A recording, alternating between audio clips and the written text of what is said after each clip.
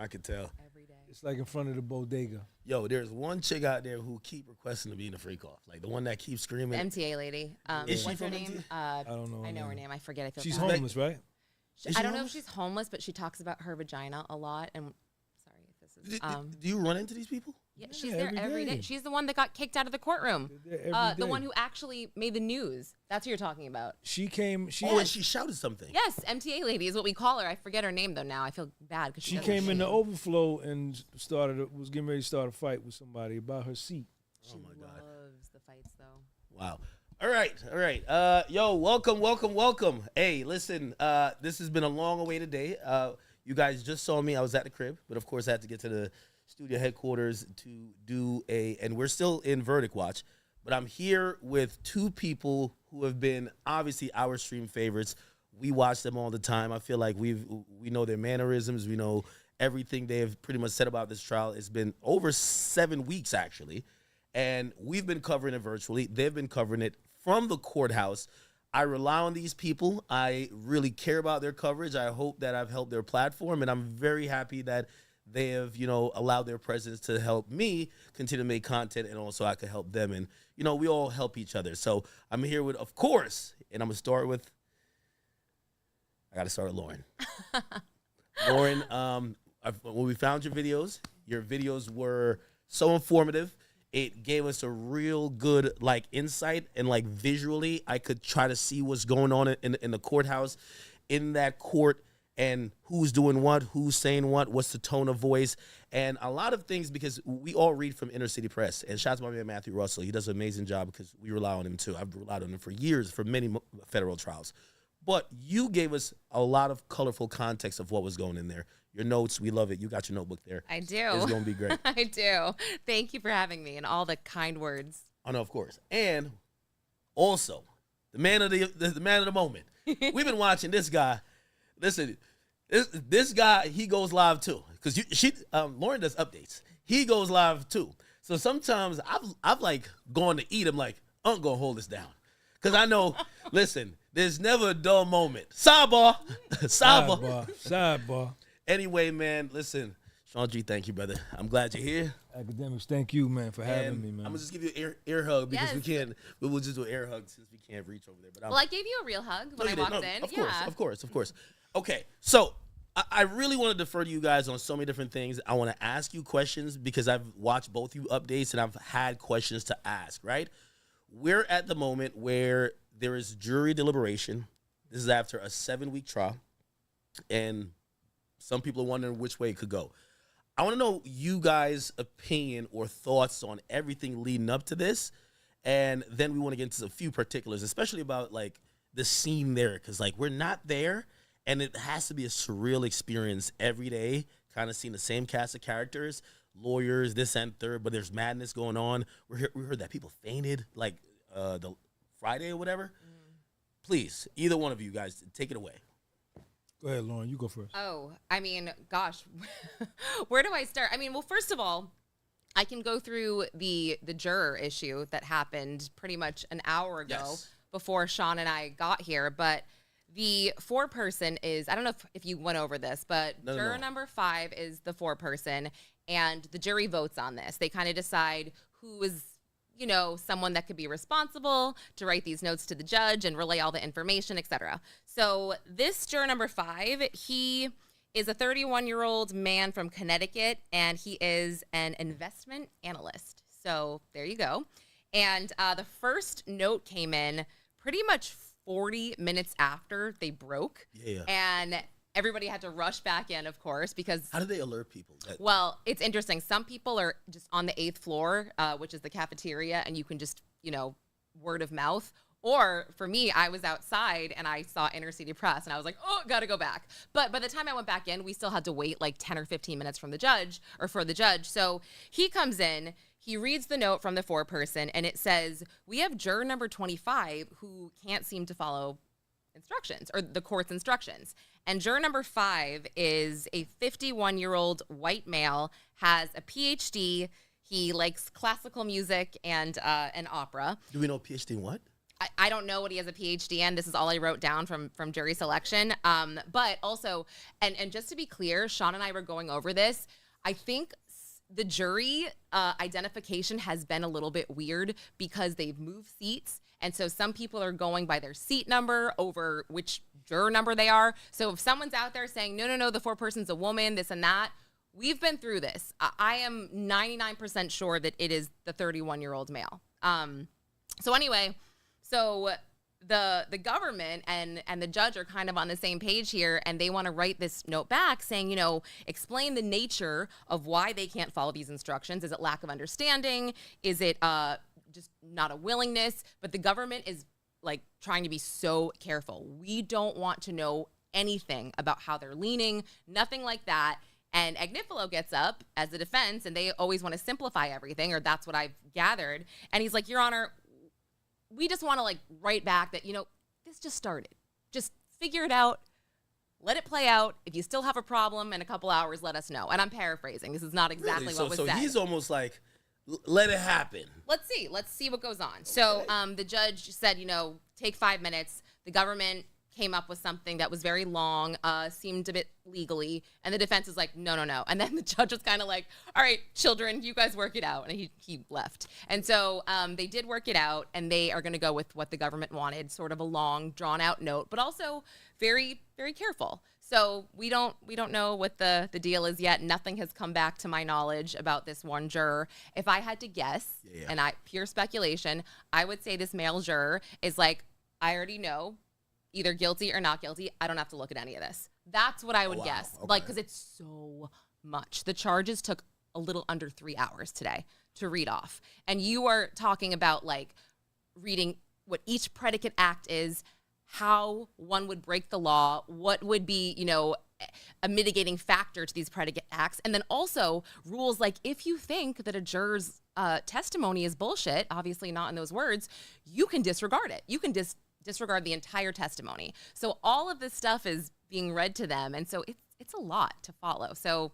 maybe this guy just is a know-it-all. Who knows? Yeah. One thing I was confused about, and this is where my man Sean is going to be able to help me, because I watched your live about the closing. And we've seen, obviously that's like his arch nemesis online, but like 50 Cent wasn't that pleased by the closing statements by Mark Agnifilo. When I watched you said, yo, my man was up there, he was over there with it. You said he delivered a passionate but convincing closing. And reading it for Maureen Comey, who did the rebuttal, I was like, maybe she was effective, but everyone kept saying she felt flat. What was the lasting impression walking out before, obviously, jury instructions this morning? So on Friday, what was the lasting thing you felt given all the closing statements? Well, going to this trial, to answer your first question, man, going down there every day, going into the courtroom and seeing his family and meeting people like Lauren and seeing the people from CNN and MSNBC, it was kind of a wild experience, man. But I paid close attention. I went down there with the idea that I was going to say what I felt and what I saw. As far as Thursday, when Assistant U.S. Attorney Slavic did her closing argument for the prosecution, the shit was whack to me because she stood behind a podium and read to me academics, and I don't even think she wrote it. I think she had a team of junior people that wrote it and said, yo, read this, because as she was reading it, she was making mistakes, and I was looking, but I was a little nervous because in her reading it, she was hitting all of the points, justifying the RICO, justifying the forced labor, justifying the SCX trafficking. And I walked out of there, and at that point, she took up the whole day, and I said, man, Puff, I was pretty down there. I said, man, Puff is in trouble, man. And I said, this nigga Mark Agnifilo, he's got to come with it tomorrow. He's got to bring it. let me ask both of you, and let me pause you there. I hate to stop you, but did you guys believe, you guys have seen the attorneys in the courtroom. We have Driscoll, we have Donaldson, we have Steele, we have Ignifilo, Garagos, Shapiro, Westmoreland, who I thought was pretty much, I think she's like the sixth woman of the year. You know, she did so well. Did you believe that for closing arguments, remember the opening was done by Tenny. I feel like Tenny's done a lot of the heavy lifting. She kind of comes across like the lead or co-lead. She probably is. She is a co-lead.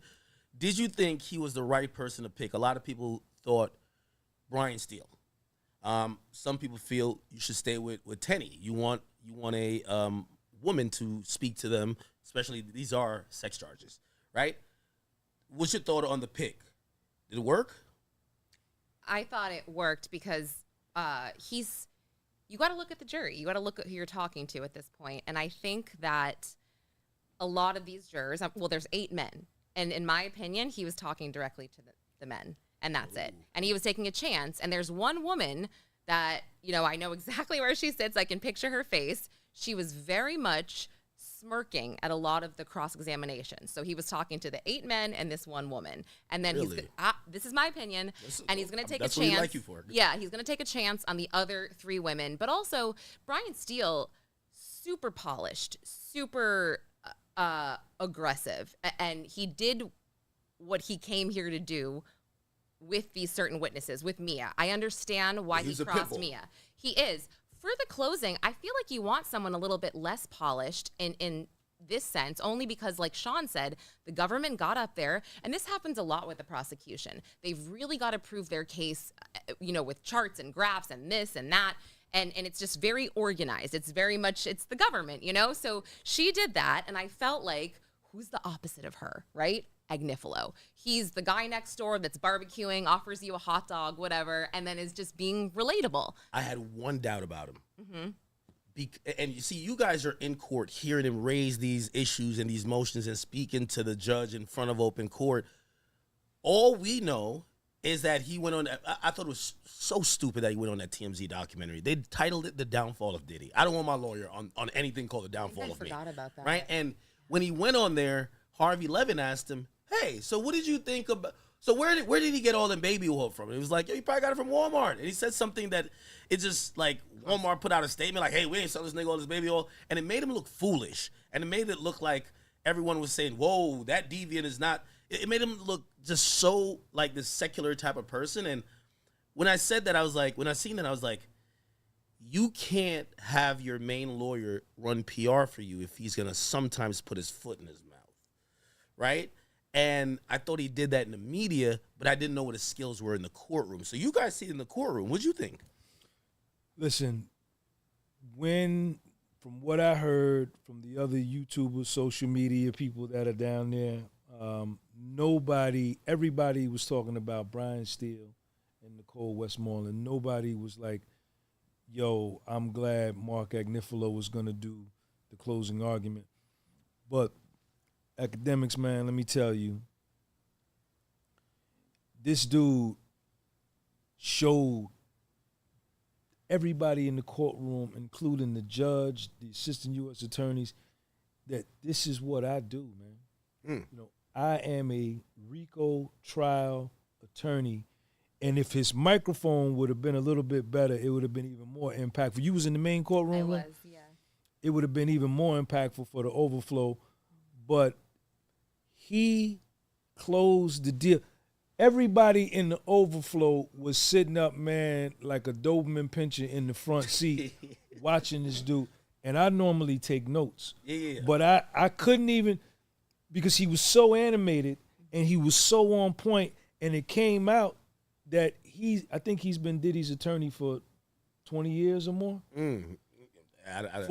For a long time from what I heard. So he knew the ingredients, the intricacies, the essence of this case, and a lot of what he did. He had his bullet points. He would go look, but he after he got done, and I didn't even let him finish, I said, this is a wrap. This is a wrap. He did what he needed to do, and like Lauren was saying, this was a New York kid. Mark is a New York kid talking to a New York jury full of dudes, and And I said, this is what Diddy needed. And I think he closed the deal for Puff, man.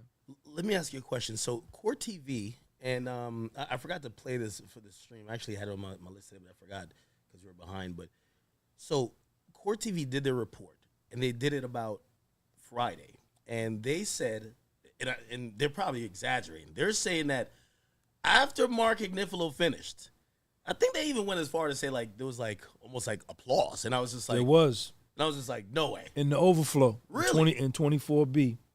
There was an applause like, yo, that's how you do it. They stood up. Bato stood up. He started applauding, and the people started applauding.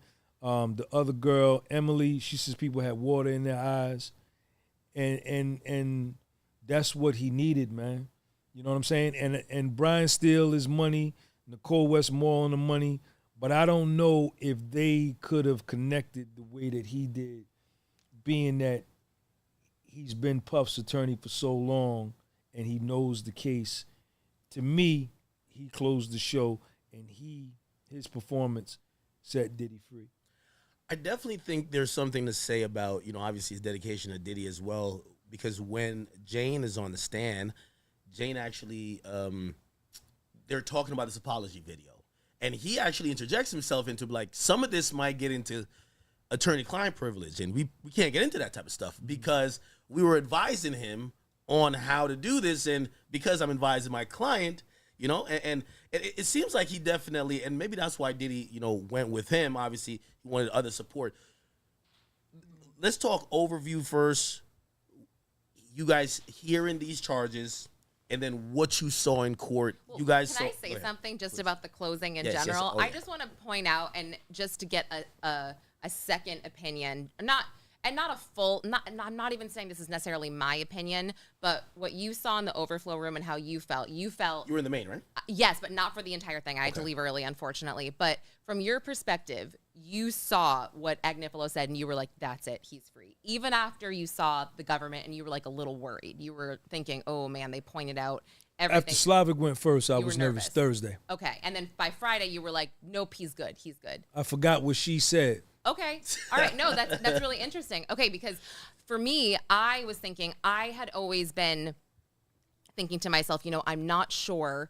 I was never certain about the RICO charges, right? I was not knowing which way the jury was going to go. I always thought maybe it would be not guilty for Jane on sex trafficking. And for Cassie, I was kind of thinking it would be hung.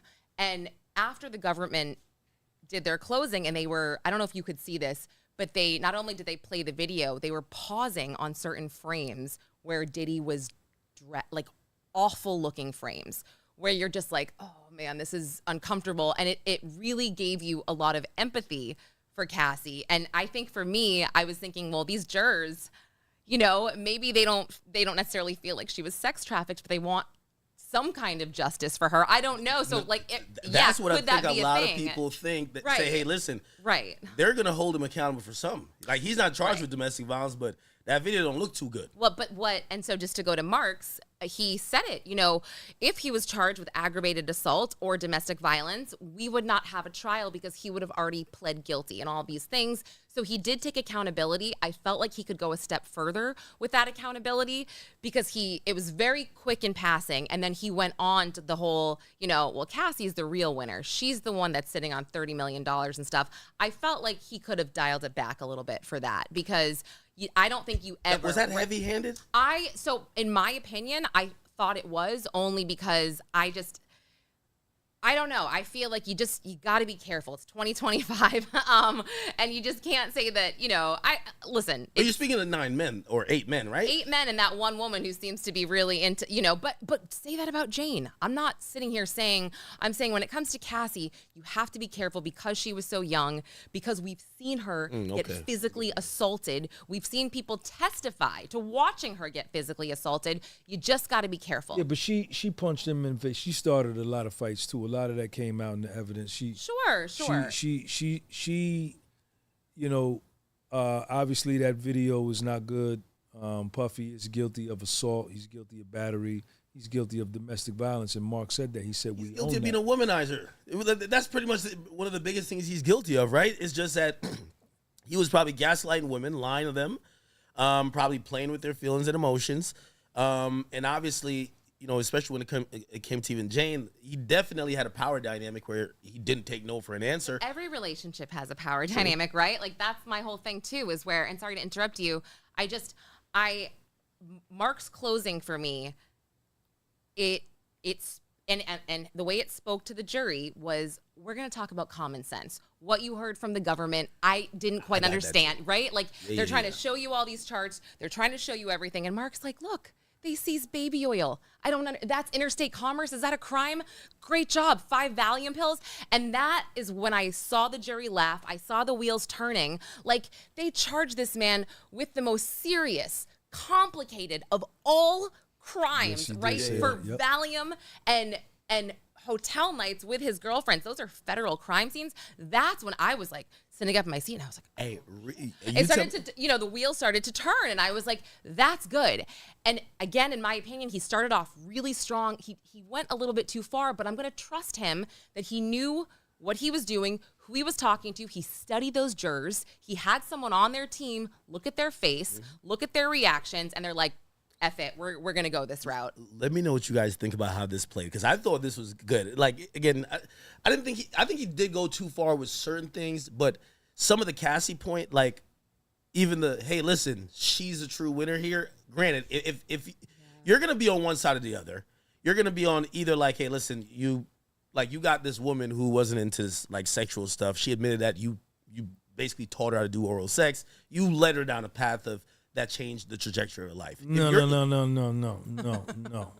Tell it. Academics. Tell it. No, you're not going to do that. You're not going to do that. But hold on. I like the Kid Cudi point.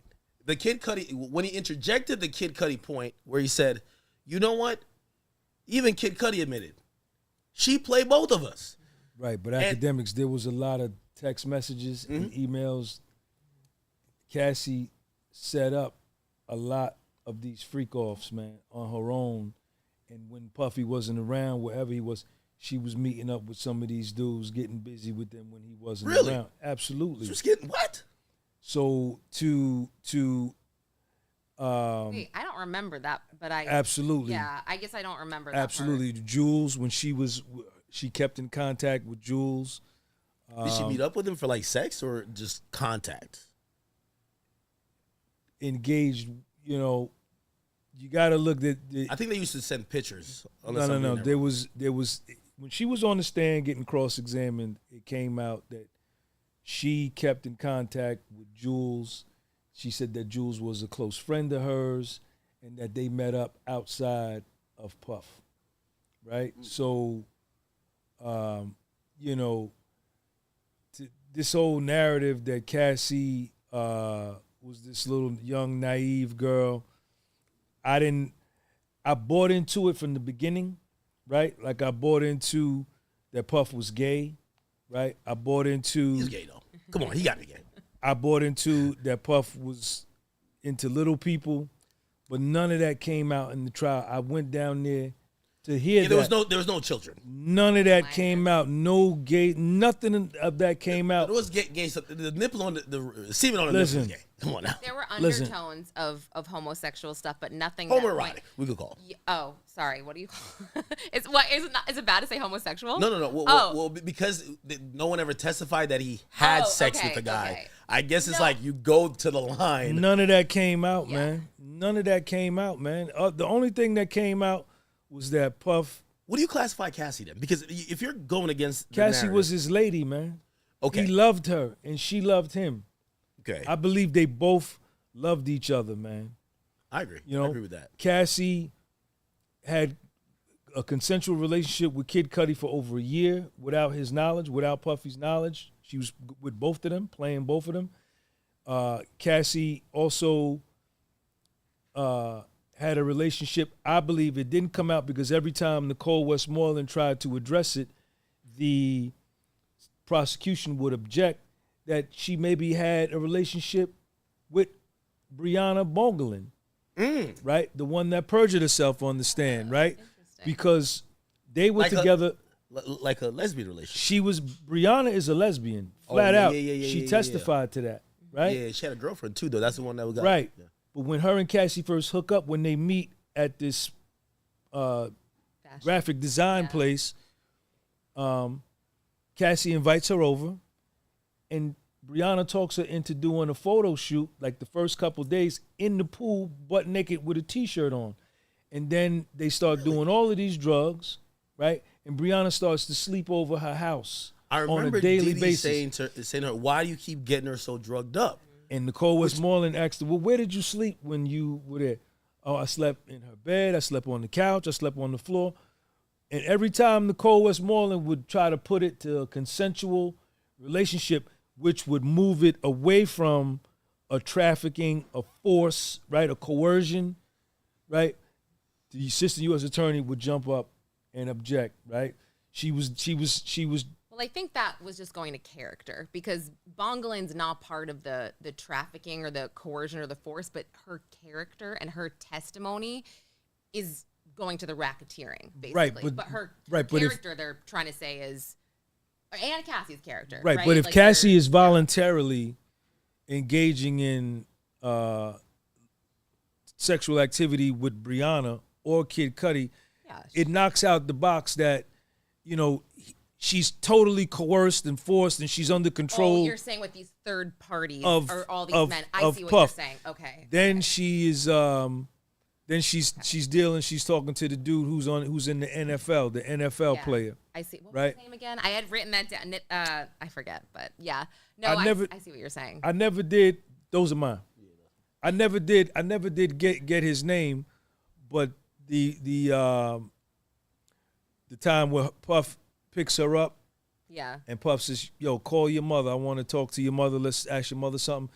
She opens up the password on her phone, and he grabs the phone and jumps out and runs. Yeah. And he calls the NFL dude and talks to him and like, yo, what's up with you and Cassie?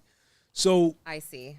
She had other relationships outside of Puff during this whole time, which for me undergirded the fact that she wasn't under his total psychological mind control like the expert witness tried to make it.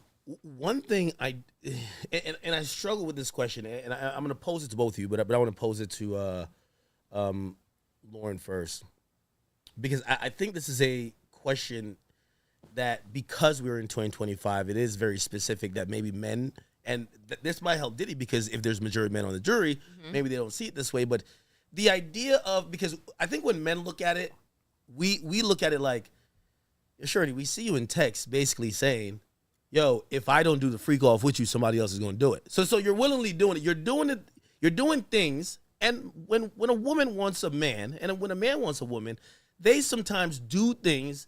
Maybe it wasn't their idea to do, but they do things to get that person, satisfy that person. How much is that coercion, or how much is that just love? You know, so I ask you that question because I guarantee if it was a guy, right? Like, you know, recently read the whole, and even though it deals with two homosexual guys, the Tyler Perry thing, it's like, hey, you say you woke up and the guy was in your bed, like, and you kept going back and sending flirting text messages with him. As a man, we look at him, even though he's a gay man, we said, brother, you were doing these things willingly. You wanted to get certain places. You can't do it and then play victim. When it comes to a relationship, how do you view maybe a woman saying, oh, well, I did that to get closer to you? Because Cassie kept saying she knew she'd get alone time with him. So did Jane. They both said that. They were both so in love with him that they would participate in these freak-offs. And, of course, inside they're saying, you know, we don't want to do this, but they're texting him like we saw. Oh, we love it. We can't wait. Cassie says, I'm always down to freak off, whatever.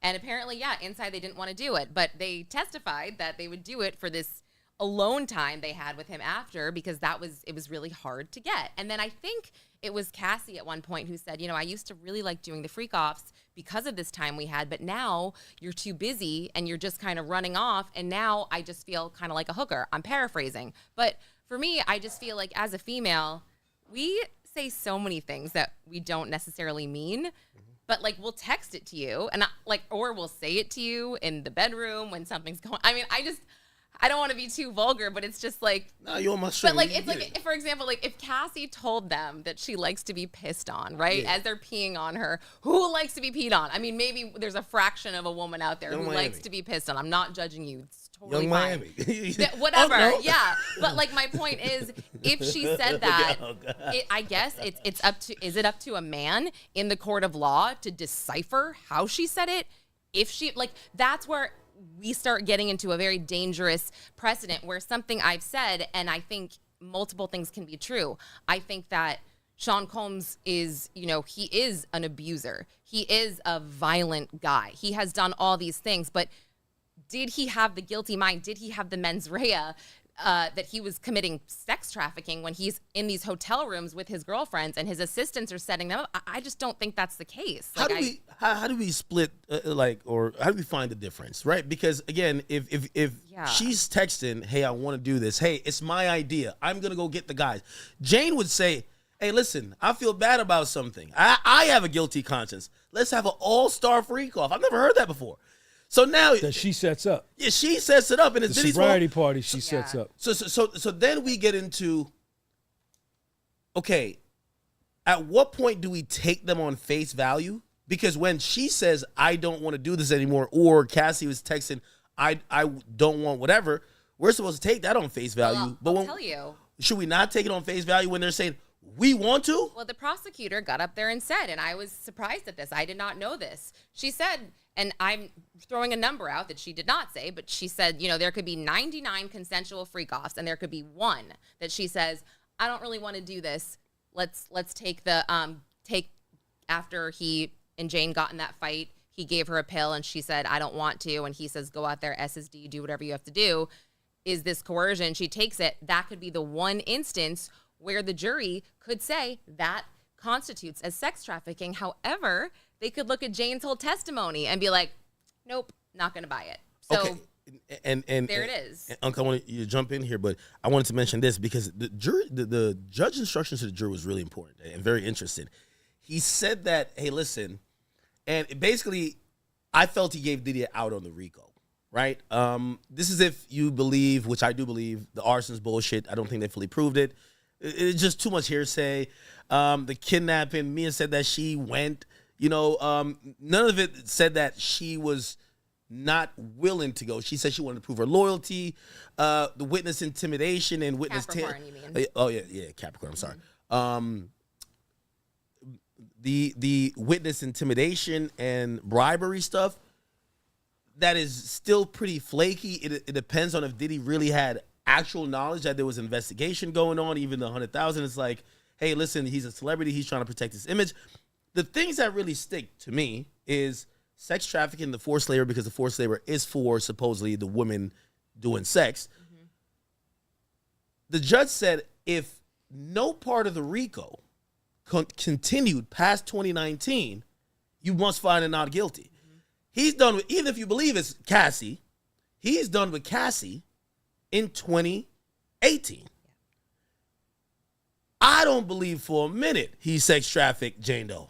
I don't believe you believe it, huh? No, I don't believe he sex trafficked either one of them. You know, how could it be forced labor if this is his personal life, man? This man. So in other words, Puff don't get no personal life. Everything he does, he can't even fuck in private. He can't get no pussy. You know what I'm saying? In his person, even that's business. You know what I'm saying? Yeah. The man, and that was one of the things that Mark pointed out, you know, and Brian Steele pointed these things out, that this was his personal life, right? And I don't believe for a minute, and I listen to Lauren, and Lauren is my girl, but I'm not giving Cassie, Jane Doe, all of them honeys knew who they was dealing with, what they were dealing with. You know, I can't even begin to relate to the kind of lifestyle that Puff had. You know, you're worth 700, 800, 900 million. This dude is flying around on a jet. He's got 7 or 8 I think Cassie testified like 7 or 8 girlfriends. Come on. Jane Doe moved 30 minutes from his crib in L.A., and he was still only seeing her like every 5 weeks or every 2 months. And she's steadily on the stand talking about my partner, our relationship, my boyfriend. Get the fuck out of here. He was only seeing her that, I thought it was more frequent. No, it wasn't that frequent. No, and even they would go through the timeline and say, well, he saw her on this date, and then they didn't have a hotel night or a Wild King night for the next 6 or 7 weeks, and it wasn't. And you live 30 minutes from me. If you my main honey, I'm seeing you a couple times a week. True. You understand? But like you say, Jane Doe, that was her. That's what she do. That's what she do. She get money. She get with rich dudes, and she gets money out of them with her beauty. I think she was more transactional than Cassie. She would keep bringing up the other woman and what you're doing for them. Like, right. Cassie was so much in love. Like, Puff loved it too, man. No, of course, no. I think it was mutual. I think it was mutual. But here's the thing. I do think Jane Doe loved Diddy, but it wasn't primarily, oh, listen, you're breaking my heart. No, it was a lot of, hey, I'll forgive this if these other transactional items come my way. Where it was with Cassie, it feels like she would just live in a shack. I mean, probably I'm being like hyperbolic here, but she really wanted his love. She wanted his love. So like Jane Doe was just like, yeah, you talk like, wait, hold on, fuck all this. Yeah, you say you were bringing me to Turks. You got the other chicken Turks. By the way, that time there's a lot of rumors. And I am bringing rumors into this, but I am a hip hop media guy. Diddy, when juggling all these girls, you can't clone himself. He would be like, here, you take the jet. You go with your girls, because he got to go do something. He got, because everyone wants a piece of him. He can't spend every day on vacation. So if you go back to Love, that was the jet, Love Air, and he used to rent another one out. He would give it to some of his girlfriends to say, take your friends, go to the Caribbean. I'm flying you out. I'm paying for the villa. So he would probably even with Daphne, like, hey, go have a good time. I can't be there. But these women always wanted him here, but they kind of knew what type of guy he was after 2020, right? Like, the dude is not hiding his lifestyle. Yeah, I mean, I think I just get surprised sometimes because Cassie was so good about verbalizing and giving it back to him. Or maybe I'm not surprised, but that's when I really do agree that she was so in love with him. And yes, he was in love with her, but I do feel like Kim Porter was his main love. And he let that be known. Yes, exactly. The mother of, multiple children of his. He adopted her son as his own. And so I think that, yeah, Cassie obviously never felt good enough. And I think maybe that is a part of why she kind of allowed him to treat her in that way, but she gave it back to him. She is a strong woman, which is also, you saw it in the text She didn't messages. take no shit off of him. She didn't. And and I was happy when I would hear that she'd hit him back. And I'm like, good for you. Like, good for you. But however, we can't, I've said this multiple times, like, as strong as I think I might be, which is obviously not that strong, I can't take a man. If a man punches me, I'm down. I'm on the ground, and that's it. I don't stand a chance. I'm going to ask a question, which again is going to have to do with assumptions because we don't know. Who do you believe initiated the violence? Because I think they were both violent. I don't think Diddy was beating her ass for like 6 months and then she finally fought back. I think she went through his phone and seen some shit, slapped the shit out of him.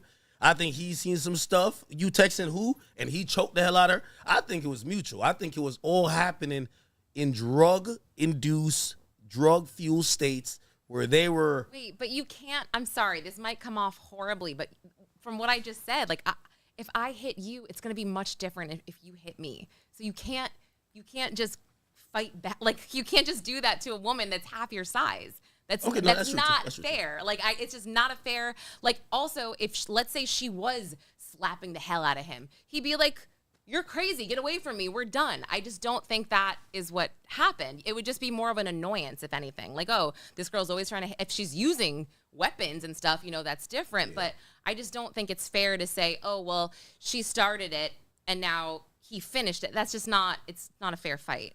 Okay, that's a great point. And don't hit girls. No. Let me say, I'm gonna make a statement. I want both of you guys to react, and this is honestly how I feel.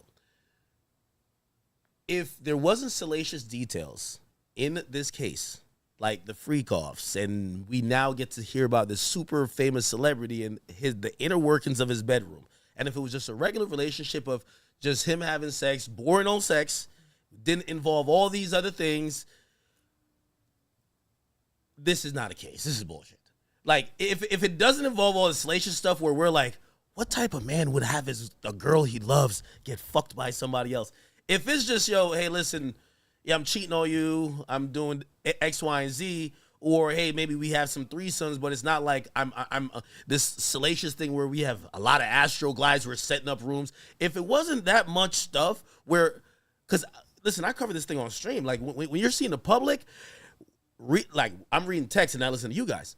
When they hear something like, what? He rubbed it on his nipples? Like, that's the thing. They're like, guilty. That's the emotional things that will get people to believe that's the worst part about it, but those aren't crimes. So if it was boring sex life, this is not a case. Did you guys agree? Listen, I don't think this is a case now. You know, I thought it was a case. Why? Because I believed everything in the mainstream media. Going back 4 months ago, everything that they said about Puff on mainstream media, all of the memes, all of the things that other rappers said about him on Instagram, YouTube, I believed it, man. I believed it, academics. And then I went there and I saw Cassie. She testified on the stand for 3 days, man. How was your feelings watching? I want both of you guys' opinion on that. She's pregnant. I hear she's sobbing. They ask her, she takes a break a few times. She was a defense. She was a government witness called by the government, their star witness. But to me, by the time she got done, she was more of a defense witness and she helped Puff more than anything because the last 3 questions that Anna Esteballo asked her, she says, did you love Sean Combs? She said, yes. And I believe Sean loved me. She says, do you hate Puffy? She says, no, I don't hate him. She says, do you still love Puffy? And she jumped up and she was getting ready to say, I felt, yeah. But her husband was sitting right there and Puffy was sitting right there. And she caught herself and she said, I love our past. And then I said, well, damn, nigga. How bad could her past could have been to her if she's saying that she loved her past, right? And then I started to look at the case a totally different way. And now this is after all of the text messages where she's setting up the freak-offs. Oh, I can't, my pussy is wet and I can't wait to. I was just thinking about a freak-off too, and I had to look at the whole thing from a whole nother perspective. But then right after that, what the assistant U.S. attorneys did, they brought up Dr. Dawn Hughes, who's the expert witness, the clinical psychologist, who was once an employee of the Southern District of New York, who met with the government after Cassie testified, which is highly unethical, right? She met with the government after Mark Agnifilo gave the opening statement, which is also unethical. And she's meeting with the prosecutors telling them, put this in your brief. Let me read it. No, take that out, put this. She was consulting them, right? And she's supposed to be a blind, independent witness. Because she never met with Cassie. Never met with her, never diagnosed. And when she got on the stand and gave her thing, everything that she said out her mouth couched perfectly with what Cassie said and supported, like, oh, Cassie's delusional because she's in this fucking fucked up mind frame that Puff put her in. He's got her under hypnosis, and this is why she said. But I after that, I began to look at Puff differently, and I said, this case ain't right and exact. And as the witnesses came and they got crushed under cross-examination, I said, man, this is a trash can, man. What you guys think about so in Cassie's testimony, and I think this goes really like underplayed, she actually accuses Diddy of sexual assault, which I think Mark brought up in the closing to say, hey, Cassie, and I think the closing, that's what I'm saying, we had a difference of opinion with the closing, is that I felt like Mark tried to almost convince us that, no, Cassie's a manipulator. Hey, Cassie was cheating. Cassie, her husband, she was dealing with him. So she already left Diddy. She was with him. Yeah, she's with him. She goes back, or not goes back, but she's still talking to Diddy. She meet up with Puff. They meet up. She meet up with Puff, and Puff is hitting it. Yeah, and then when explaining it, she's like, no, he raped me. And then now it's like, You want to take that part, Lauren? I mean, God. Well. But I want to say something about that too. I mean, I forgot what I was gonna say. Something about what you said. I was gonna add to it. Dr. Dawn Hughes, or yeah. I mean, I don't think Dr. Dawn Hughes has the best reputation anyway because of the Depp v. Heard case. So I actually don't think that her testimony went super far with anybody, especially if you remember all of the objections that day and all of the sidebars. It was so... And she's got a cozy relationship with the Southern District of New York. Right, and she testified to all this. But there was like a million sidebars, a million objections. So I felt like her testimony was really hard to follow in general. But, you know, as far as that last incident, the alleged... Can I say that? I don't know if it'll affect the algorithm, whatever. But the alleged rape, with Cassie. I mean, I think that it's funny that the government tried to show us that he had guilty knowledge of it, but the defense took the exact same text to be like, he knew he didn't rape her because he said, "I know I don't turn you on anymore." Do you remember that? He said, "I know I look bad to you." So that's what he texted her, and she actually texted back something along the lines with like a black heart or something like that. So, did she ever say in text, like I know for example, the Shannon Sharp case, which is a civil case, but she says to him in text, "Listen, when I tell you no, it means no." Cassie said on the stand he raped her. Yeah, but did she ever say it in messages where she was just like, "Hey, no, what happened yesterday was not cool"? No, that's I what don't I'm think saying. so. It was just him saying that first. "I know I don't turn you on. I know I look bad to you." She said something bad, Right. but it was like nothing. It was like a throwaway sentence. And then she did like a black heart. And then you find out that they had consensual sex a month later. And she testified, well, because I can't just put all, I don't know what she said. I can't just put all that behind me. I can't just forget about it, whatever. But just, I remember what I was going to say about the case in general. And the media. Was the husband was the husband in the room at that point? Because remember he had to leave at some point. So he did have to leave. He wasn't allowed there for the entire testimony. So I don't remember if he was there for this part. I would think no, because it directly involves him, and he may have had to, they thought maybe they were going to call him as a witness, the government, to testify about it. So I'm thinking maybe he wasn't, but I don't know for sure because I don't remember. She testified on the stand that Puff took it, man.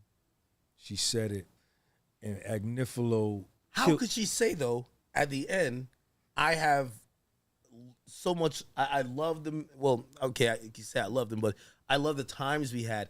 If you felt this man... Because the assistant U.S. attorneys needed her, they were coaching her. See, each witness was meeting with the prosecutors, Mia 31 times, Capricorn Clark 13 times, Jane Doe 24 times. Jeez. Dr. Dawn Hughes 8 times. You know, they were meeting with the federal prosecutors, getting their case together. And they had to, in order to tie into the coercion and the trafficking, they needed her to say, because she blurted this out. Then she also said she was I felt like a sex worker. This was like the last thing she said. Cassie said that. Yeah. But do you think that's coming from the coaching and not from her? That's from the assistant U.S. attorneys. Which they are supposed to do that. Like the government, the prosecution, they are supposed to meet with their witnesses. But in my opinion, Sean, it didn't necessarily matter for a lot of these witnesses because they didn't do as well as I think the government wanted them to do on the stand. And a lot of their witnesses worked better for the defense. Ain't no question. Yeah. So in my opinion, you know, the CFO worked much better for the defense. I mean, and just going Cassie was a defense witness to me. Well, Cassie, yeah. Why would the CFO? He just was so buttoned up, and it was like you're trying to say that Bad Boy Combs Enterprises is like a racketeering conspiracy, and his employees are all foot soldiers and this and that. You've got this guy up there who worked for Sean Combs for 20 years, went to Harvard Business School, UPenn, Stuyvesant High School, said, I wanted to work for this man because he gave opportunities to people like me from the Bronx who didn't get them. And he is the ultimate entrepreneur. And I learned from him.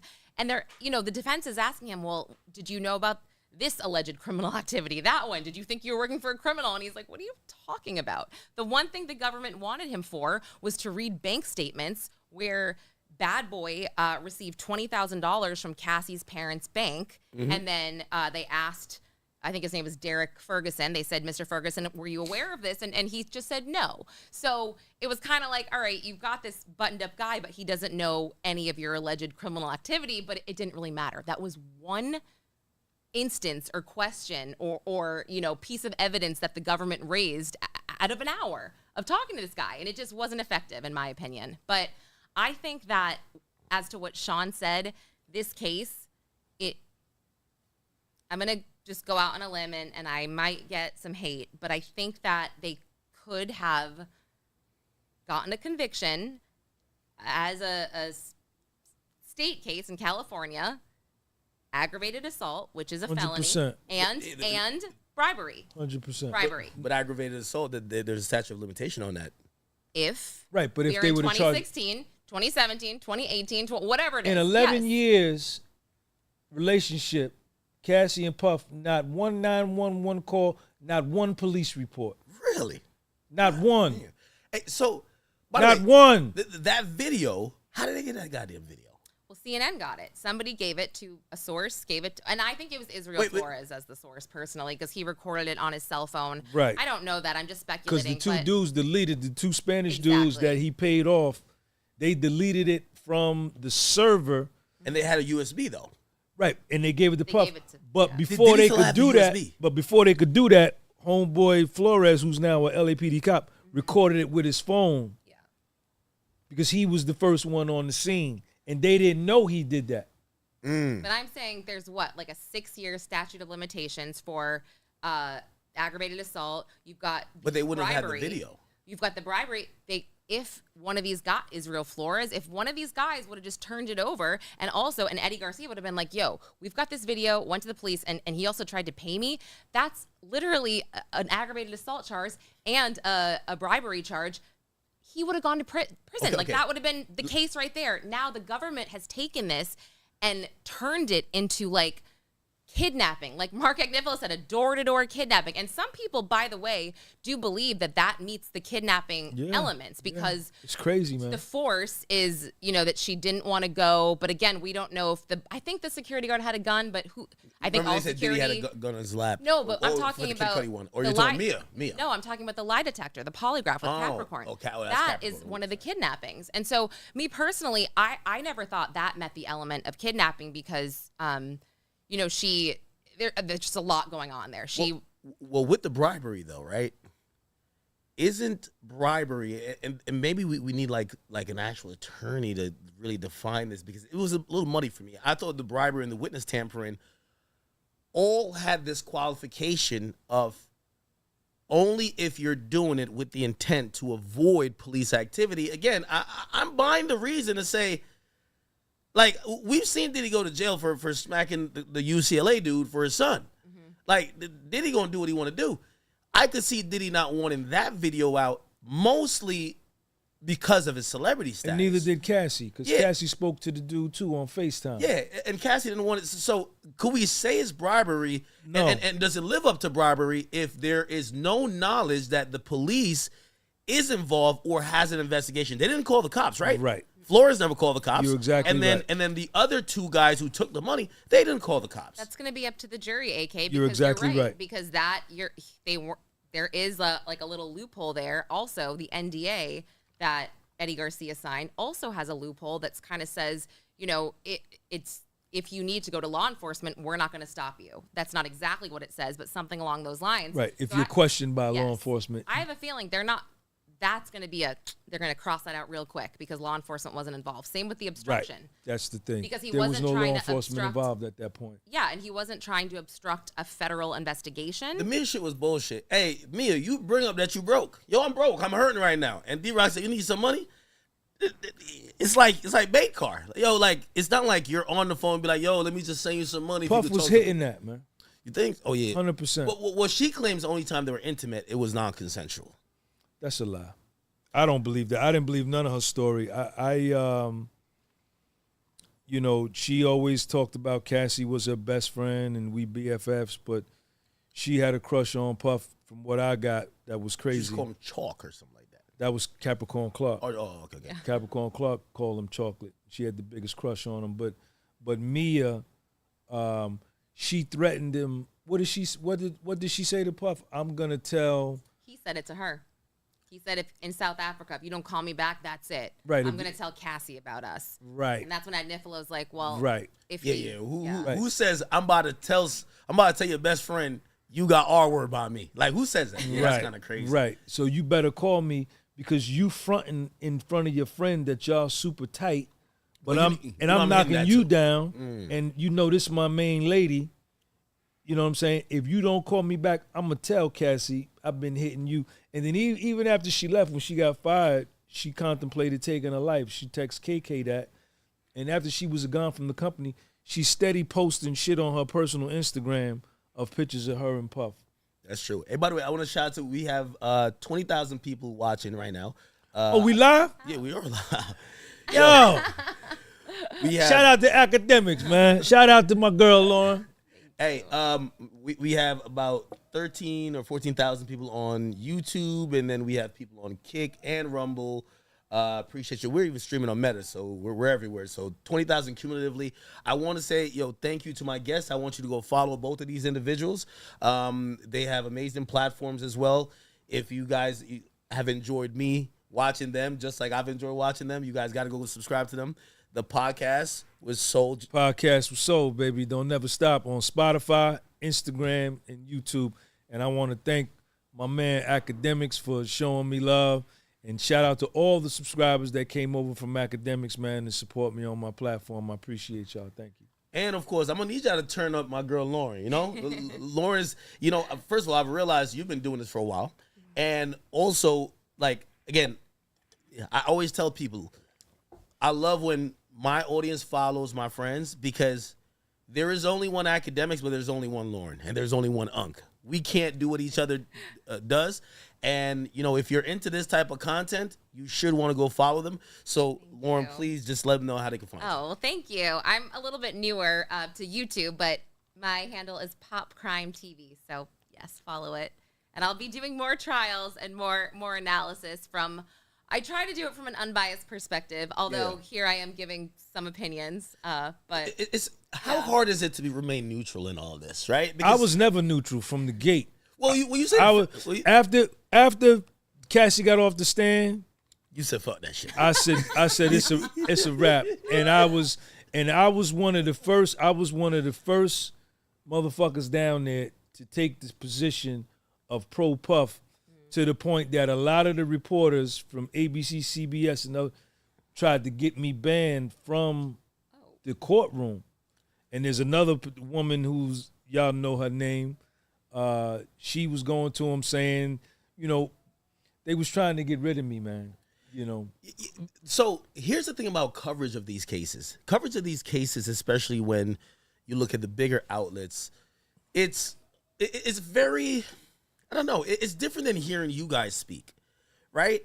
And I'm wondering if that's just maybe they don't want to give too much details. They want to keep it clean, or maybe they have mainstream media, or do they have an agenda? No.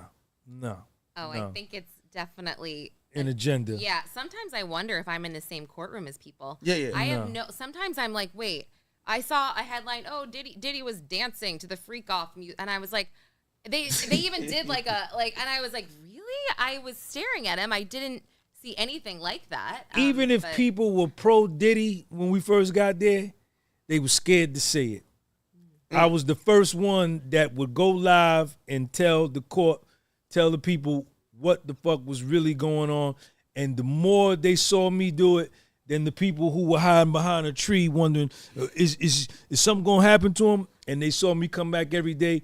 Then they got emboldened and started to say that they didn't believe everything that was in the case too, man. But mostly everybody when I got there was anti-Puff, and I was really like the only nigga down there like, nah, man, we're not going for that. Hey, you guys just being there, body language of whether it's the family, everybody in court, the lawyers, does anyone look kind of nervous? Does anyone look extra confident? I know we talked about earlier Diddy addressing the judge, which, by the way, what's your huge moment. Huge moment. What'd you think about that, Lon? I mean, huge moment. Yeah, it was. it's again like we've talked about. Was it regular Puff's voice, or was it like a very tame, timid? Yo, totally it was crazy. Regular, totally regular. Crazy. Like when he said, how are you, Mr. Combs? And he was like, I'm great, Your Honor. Like just. And I think you're pumped doing up. a fabulous job. Excellent job. Yeah, I saw people report that the judge was like he wasn't. He just was like, thank you. He kind of laughed a little bit, like, thank you so much. It was a very simple exchange. There was really nothing to it. And I sometimes say that. I'm kind of like, I wish I had more to tell you, but this is it. If you want, I can sort of exaggerate and give, but I just, that's not me. I'm not good at that. But it was a perfectly fine exchange. You know what was dope to me about that moment, academics, man? Mm-hmm. Because they had to ask Puff, I think it's called allocution, are you going to take the stand in your defense or not? And Puff stood up. Oh, he stood up. Okay. He stood up. I think the judge asked him to stand up. I think that's the protocol. And Agnifilo said, give me 30 seconds. Him and Puff talked briefly. And then the judge says, is this your decision or you not going to take the stand? He says, Your Honor, I want to first of all say I think you're doing a great job and I'm not going to take the stand. But when I heard Puff's voice, it was like, the next thing I'm expecting to hear is the beat to come in and Biggie to come on next. Word is born. Word is born. So funny. Word is born. Word is born, right? And then the judge seemed to me to like get fanned out. And I think everybody hearing this dude's voice was like, oh shit, this is really an icon. This is really Puffy, right? Yeah. And the more... And everybody in the overflow was sitting up like this, man. And then to me, it hit like, yo, they really trying to do this to Puff, man.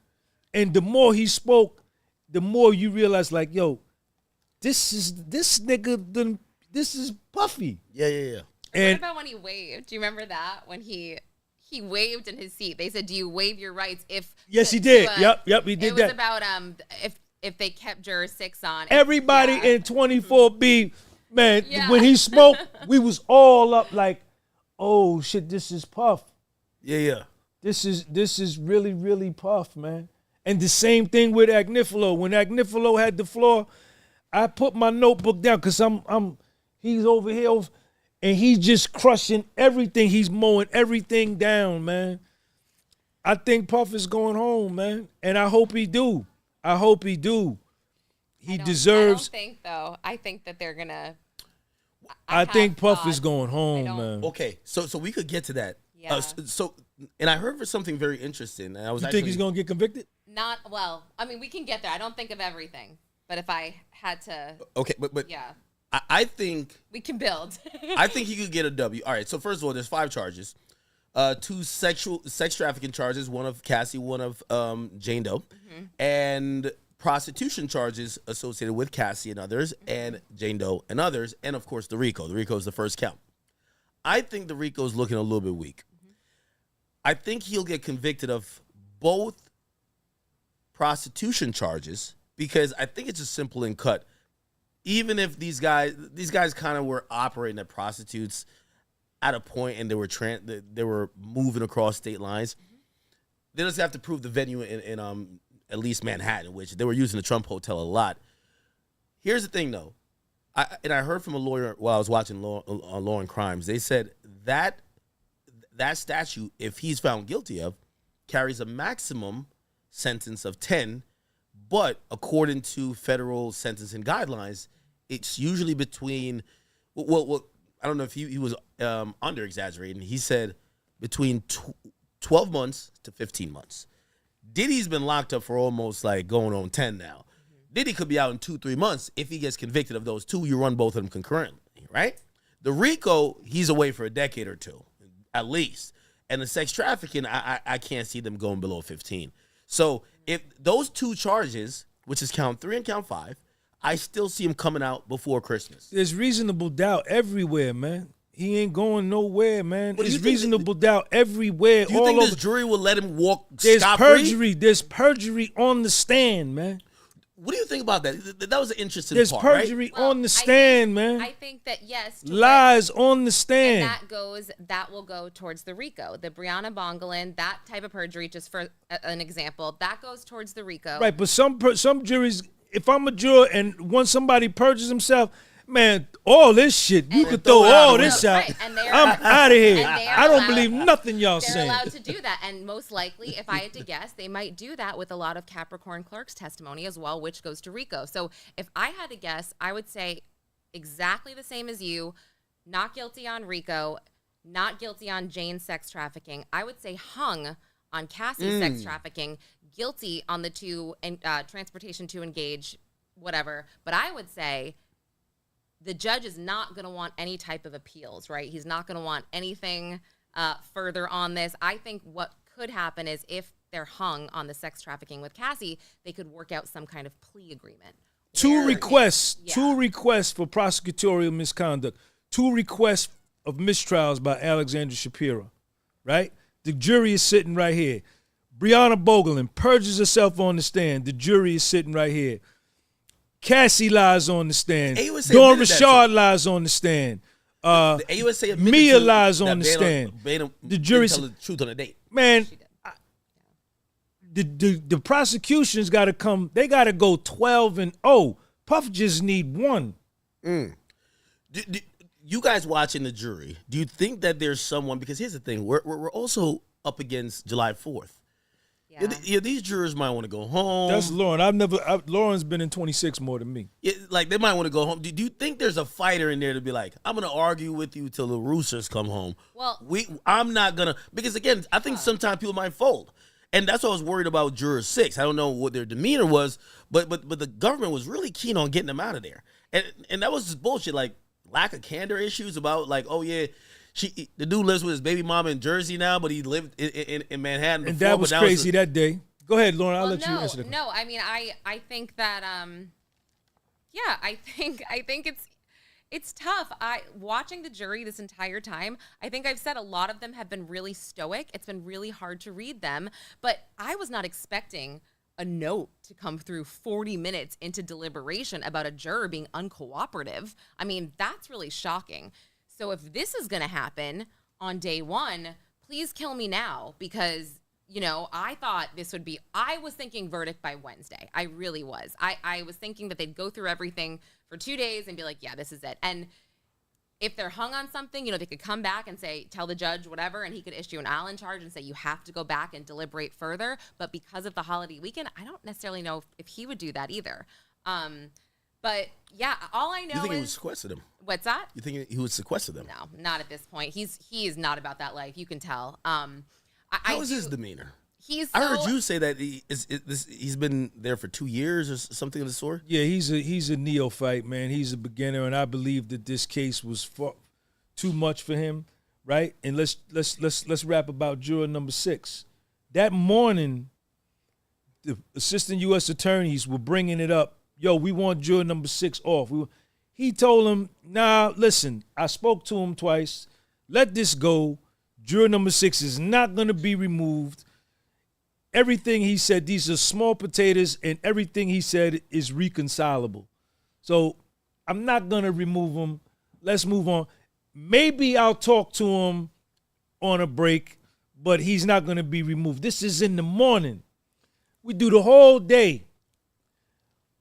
4 o'clock that afternoon, 4:35 when court ends, this motherfucker come back and say, juror number 6 is out.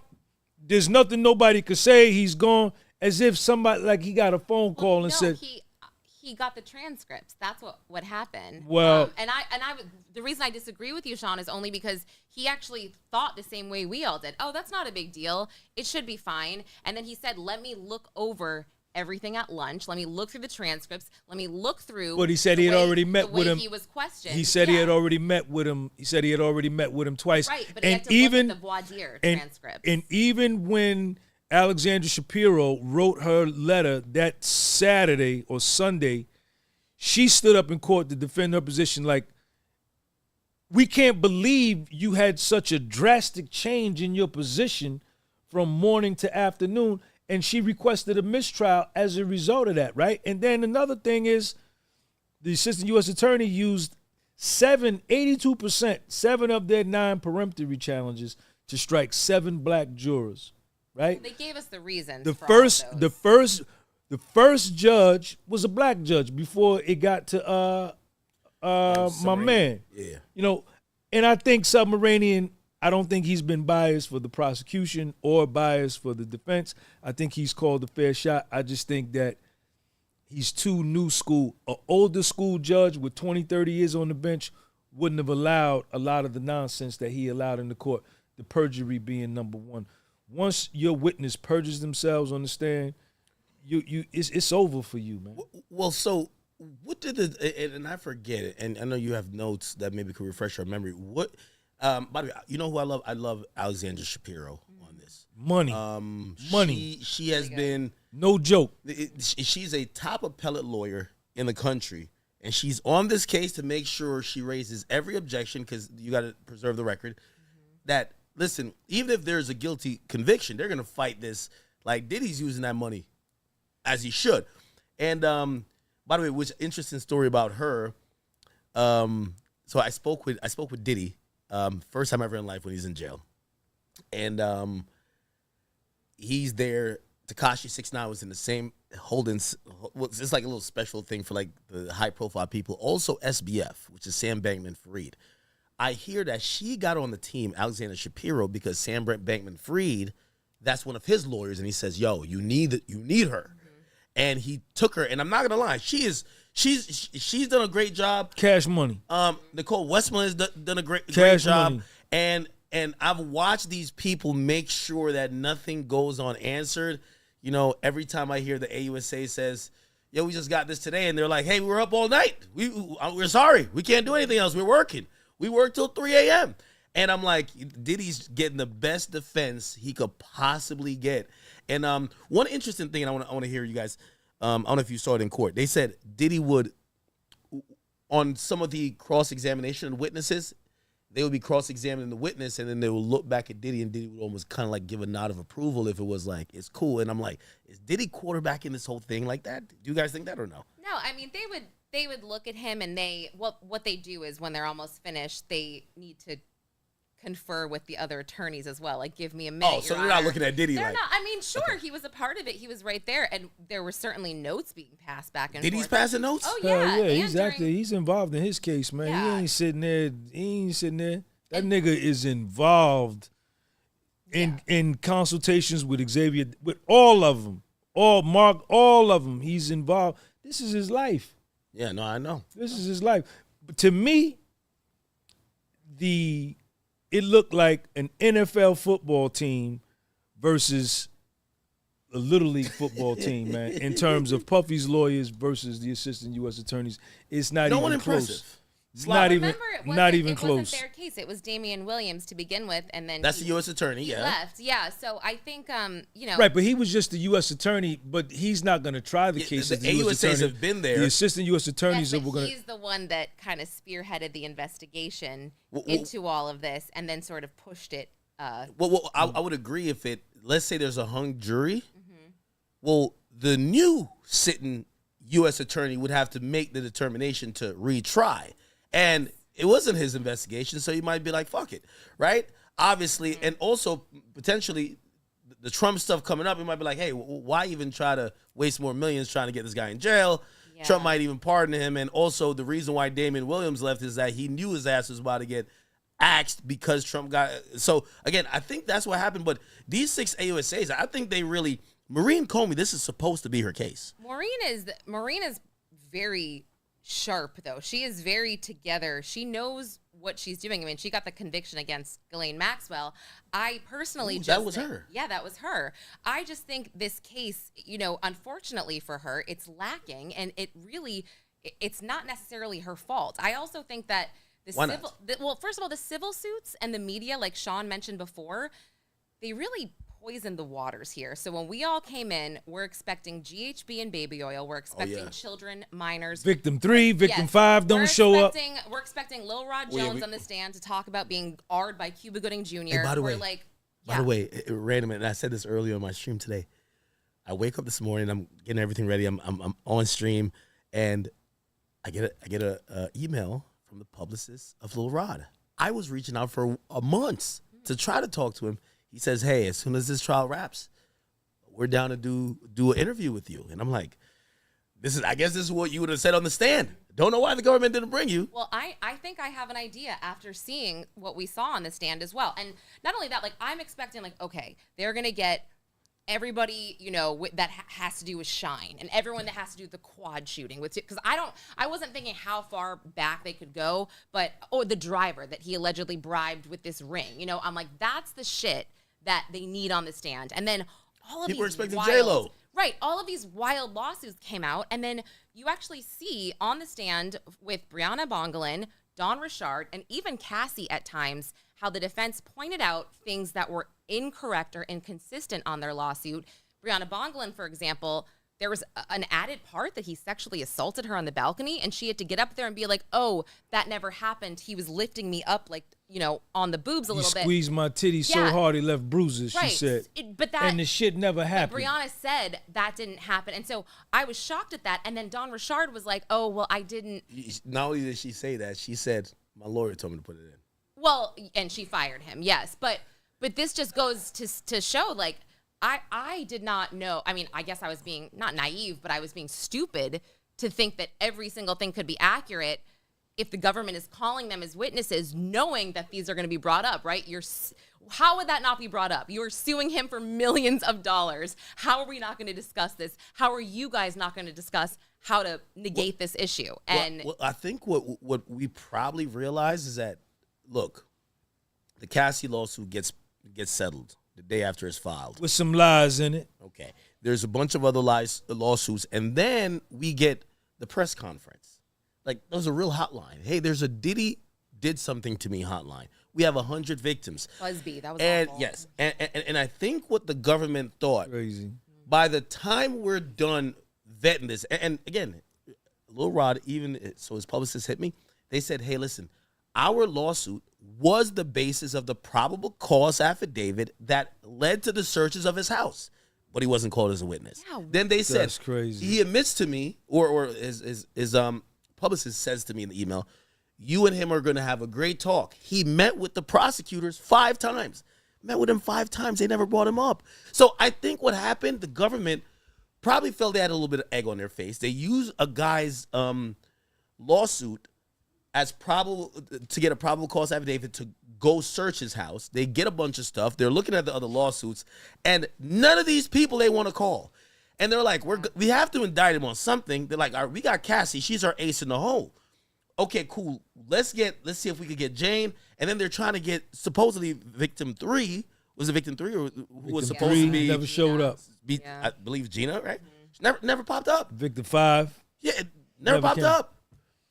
No answers. And Lil Rod was there for the first day, and Tyra, they were there in back of me. I took a picture with them. I was literally waiting in line. I think it was like day 1 or 2. Yeah. And then he said he did say he couldn't be there, I think, and that led me to believe, oh, maybe they will call him. Maybe they decided last minute not to, because that happened. They X'd off a bunch of witnesses on the original list. You guys help me explain this or understand this. They're talking about the security guards are mainly the people, are definitely co-conspirators, because they'll say they'll have to ask the security guards like Fahim for money for the prostitutes. Where the hell's Fahim at? D-Rock, who's mentioned so many times. D-Rock is doing an interview on Vlad TV. Where is he in court? How does this work? When did he do an interview on Vlad? It's rolling out now. I can show you. Are you serious? D-Rock, yes. I have no idea. No. I'm sorry. So not D-Rock. No. I'm sorry. Bonds. I'm sorry. I'm sorry. No. D-Rock we can't find. Okay. Yeah, I was gonna say. No. D-Rock and KK we can't find. Yeah, they're like. But also, isn't KK like? And I read it through Inner City Press, and I'm sorry about that. That was a mistake. I read it through Inner City Press. Didn't KK the defense say that they spoke with her lawyers? So she has lawyers present. We just have heard nothing from her. Where the hell is she at? If y'all claim she was to live in the house, go get her. She's not going to cooperate against Puff, man. She just made that decision. I think all of them. Whoever didn't come, Gina too? They decided. But she was a witness at first. You think she flipped back? You can't flip two ways. Well, she was victim number Gina 3. wasn't subpoenaed, so it doesn't matter. She doesn't have to show up. She doesn't have to do anything. As far as KK and D-Rock, I said this to you guys before. I think it was a mistake that the government didn't address why they were not called. I think everybody was sitting there the entire trial isn't if Gina victim 3 is in the indictment, doesn't that make it her that she has to have a mandatory appearance? Because this is what Alexandra Shapiro did, and this is another reason why she called for a mistrial, is because the government used the indictment with Gina in it as victim 3 to do the search warrant and to do all of this shit, but never called the witness to the stand, right? And, you know, this is the prosecutorial misconduct that Shapiro talked about in her letter. You know, this is all the shit that went on with this case, man. Am I missing something though? Because I wasn't aware that Gina was in the indictment. I thought it was just the two counts. But there was superseding. I think there was two superseding indictments that came after, adding victim 3 and victim 5. Okay. There's this is 5 after victims. the original indictment. Yeah, there's 5 victims. So if you in the indictment, you don't need to be subpoenaed. We only got word that I believe it was the victim 3 is Gina, or one of the victims. Victim 3, I think it was. Yeah, we only found out it was Gina when the government admitted, "Hey, Judge, just to let you know, we can't get in contact with her. She won't be a person we're calling." And they mentioned her by name. They didn't mention her as a victim. Exactly. They didn't mention by her pseudonym or anything like that. And also, I don't know if you remember this, but I remember when Mark Agnifilo actually answered at one point, and he's like, "Gina's not coming." Exactly. And I was like, how do you know for certain that a government witness is not coming? So, but let's answer that question. Unless. Well, I think we know what the unless is. Yeah. So if she was listed as government witness, they must have talked to her. They must have met with her. They must have tried to flip her. Do you think she was about to flip on Puff, and then some way she's like, "Hold on now, I ain't doing that to Puff." That's what she's saying. I ain't doing that. Okay, so you think maybe that nigga done did so much good shit for me, and look at all the other honeys, Young Miami, Chelsea, and he had 7, 8 other honeys. None of them is just these two. It's just these two, Cassie and Jane Doe. None of the other honeys is saying none of this, man.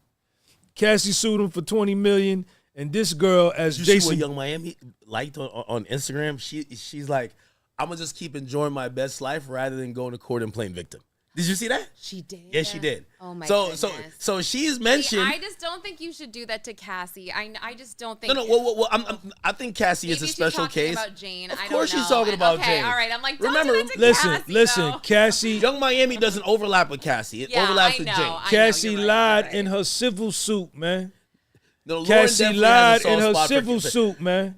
Listen, the way how Lauren to get feels $20 about million, Cassie, man. The way Lauren feels and about then Cassie, told Breonna Bogelin, "You do it too, nigga. Get you 10. Get you 10." You think she told that? Listen, Breonna got on the stand and said, "Cassie texted me this morning and Deontay Nash. Hey, girl. Hey, Deontay. Hey, girl. Oh, nah. Breonna text Cassie that morning before she got on the stand about the 17th floor balcony incident, man, which was a cold-blooded lie. By the way, it never happened. I did think it was a little bit weird when she admitted. Oh, they met up. They met up after Diddy got arrested publicly. There's actually paparazzi shots. It's the first shot we see of Cassie after that, and Cassie already got paid, and they asked her, "Did y'all talk about the case or maybe your testimony or whatever with the feds?" Nope. And I'm like, Brianna said no. Yeah, she said they understand too. Yeah. That's the elephant in the room. So y'all met up, ate food, and just chilled out, and you didn't talk about the biggest topic there. I will say one thing. That was a celebration about Cassie and about Brianna. I fully do believe that Cassie did not witness that incident, and I'll explain why. Besides the timing. Besides the whole, did not witness the incident. Did not witness it. Okay, did the incident take place? Do you think? So the incident. Listen, I feel like. You know you're the 10th. You know the 10th defense attorney, right? You're the 10th. No, if Diddy beats this case, I'm personally gonna make sure he sits with you. You and him gotta have a string. That's a fact. I mean, right? No, I feel like obviously they completely impeached her on the day, on the, on a lot of the details, especially with Cassie, where Cassie's text message said, I just heard the craziest thing. The defense, Anna Estevao, brought this up during her cross, and Cassie's answer, she said, so you didn't see this. Now you're saying you heard this. And then at one point, Brianna's like, oh yeah, she came out, and then I told her. And then all of a sudden, the days later, Cassie's texting KK, I just heard the craziest thing. But anyway, when she was asked about it by Anna Estevao, her answer was, I saw what I saw. That's not an answer. That's a non-answer. That's someone that wants to be evasive. Right. But do you think the incident? believe- Do you think the 17th floor balcony incident happened? I believe. Or was it a lie? No, I believe that is something so wild to concoct out of nowhere, that something happened on the balcony. Come on. He threatened her somehow. Maybe she got the dates wrong, whatever. But how do you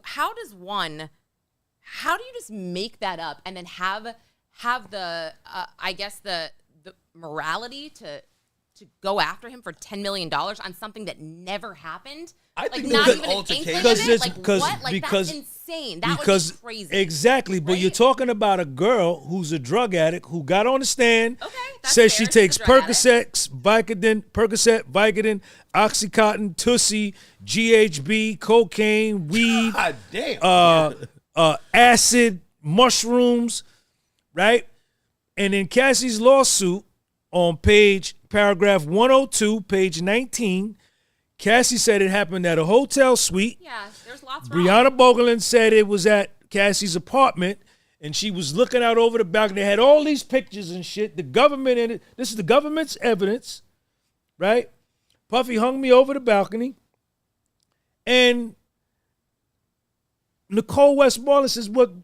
Didn't you and Cassie get together and say, well, who should we say is there? Should we do it at your place?" The shit never happened, man. You well, think that's they why- were coming but together? it to never collude? happened. That's why man. I say Cassie wasn't Perjury, there. man. I believe that part. But Cassie Brianna was said not there. Brianna said Cassie was there. That Cassie, after he Sorry, threw I it meant into the- not in the room. No, that Like, was Cassie- crazy. No, no, no. She threw her into the furniture. into the on- and then Cassie came to the door and said, "Did you just hang her over the balcony Yeah, I don't after think she?" that happened. I don't. Right, the whole shit didn't happen. It didn't happen. None of it happened. I know it didn't I happen. take crazy issue. I mean, I guess maybe I'm putting too much I think to too try much to. faith in people, but I think that's try to crazy. meet in the middle here. Is Nah, like, ain't no meat in the middle. Ain't no meat maybe in there the was middle. an argument and she exaggerated it. No. You don't think there was no argument? There was think no something 17th happened, floor balcony incident of Puff hanging no girl How do you over think she no would balcony. just make this bullshit How up? do you come up with that shit? Because Like, how do you- because at that point Cassie was it she was getting ready to file her suit or had filed it or had gotten paid, No, this was way back. okay, or whatever the case was. When they talk about it, is that after she filed it though? Right, Because she because texted Brianna her. don't She file. texted her and said, "Oh, you got that Yes, wrong." Yes. Right, that shit Which ain't never didn't happened. matter, by the way, because That shit ain't never happened. I'm like, that's not me. Is that my phone? Yeah. That shit ain't never happened, man. He hears your voice. And Nicole Westmoreland I was just looking at the YouTube stuff. destroyed that girl on the stand and says, "Isn't it impossible For you to Brianna, be in two places at one time. for you to be in two I places agree. at the That same was a crazy time?" moment. That's when you're like, And the anything jury this girl sitting right says, there. yeah. And then Alexander Shapiro wrote another letter to the judge and says that the prosecution knew this story was a lie. They knew this story, and they knew Puffy's itinerary that he was over here in New York. And That they would be still misconduct. And they still presented this witness anyway. You know, that's prosecutorial misconduct. And then Submarinian says, well, shouldn't that be considered your Perry Mason moment? You know, and you know, maybe she had a problem remembering, you know, this was 9 years ago. And I'm like, shit, y'all prosecuting Puff for something going back to 2008. Yeah. A lot of times on, man. things like that. I guess he agreed that maybe it was like a error in maybe they didn't cross their T's and dot their I's. Which She that's was her on job. drugs. This was 9 years. He yeah. gave her the benefit of the doubt. Yeah. But what we're talking about is somebody's life for 30 years. That is true. Now, here's the thing. I do think the prosecutor not only conceded it, like they even pretty much they didn't really concede the perjury, but they're like, yeah, it was incorrect. But I think they regret putting up definitely two witnesses on the stand.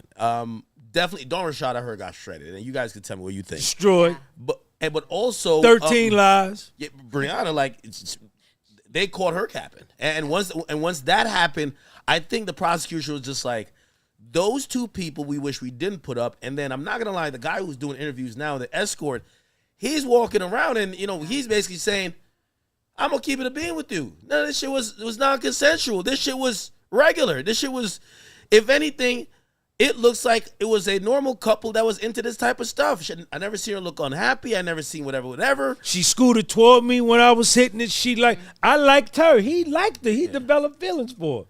Yeah. So I mean, there was 26 escorts that they named or showed. They only brought 2, right? 2 or 3, and that becomes concerning because one of the guys said, I didn't understand my role because everything I saw was consensual. And then I said his role must be to say he got paid, and in his mind, at a point, he was getting paid for sex. And maybe that was to prove the prostitution, but he gets paid from Cowboys and Angels first. He's an independent contractor of Cowboys and Angels. So when he gets called by Cassie is that the Sharia Hayes? Yeah, that's the Punisher. Right. Yeah. Okay. When he gets sent, he gets a check from Cowboys and Angels, and on their website, this was brought up in the testimony, it says, we are not engaging in prostitution. And Sheree said it. I wasn't a prostitute. Yeah, he did say that. Now, he said there were times Cassie paid him, or that could be a gratuity, but what they came for was his time. And he always fucked with them when he was in New York and they was in New York. Yeah. It's the age-old question of, is it prostitution or are you paying for escort? And so are you paying for the pussy or are you paying for the time? And if pussy comes with the time, but you paying the nigga though. Yeah. Now, if it was a honey coming, yeah, and you knocking it down and you paying it, that's a different thing. But it's a dude coming. Well, they're trying to look at both equally, right? So it's like, hey, listen, he's still getting paid, and if in his belief, his pay, whether it fluctuates, because it was always fluctuating, it depends on his sexual performance, that would hint towards paying for sex. But it's odd because all these people never said, I'm getting paid for sex. They all deny, I'm not a prostitute. So I guess it becomes maybe a legal definition of what's prostitution, right? Well, the defense has said, like, these men are not prostitutes. Like Sheree Hayes, he had his own website. He's a male stripper. Daniel Phillip, who we saw, I think he was the second or third person to testify, he ran a male review club, but they showed us text messages last week, I believe, between Diddy and Bridget from Cowboys for Angels. He shortchanged one of the dudes, and I heard that. You're the only one who said that. Yeah, I thought this was so interesting because he shortchanged, and she's like, "Yo, you owe us this much," and he said something like he couldn't even perform, and she was like, he shortchanged Cowboys and Angels, not the dude. Right, Cowboys and Angels. So Bridget texts back and goes, whoa, I don't, like, shut up. No, she doesn't say that, but she goes, you're paying for time and companionship. You pay what we say you pay.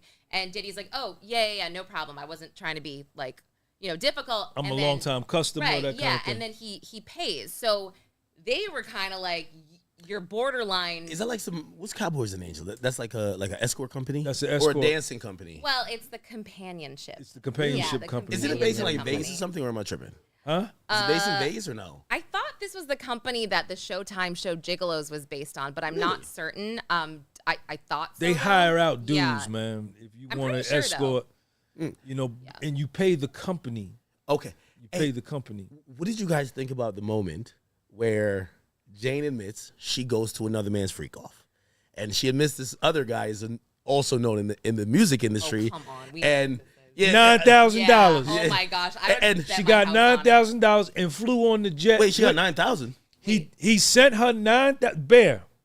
Oh, that's right. That guy Bear. Bear, right. but we know who. But we know who Bear is. I don't know who it is. Who is it? You know who Bear is. Wait. But Bear isn't the guy that was at the freak off where everybody's just watching voyeuristically at Anton just slanging. That's the one. Bear? That's Bear. No. Bear sounds like a sugar daddy. No. You're saying that Bear.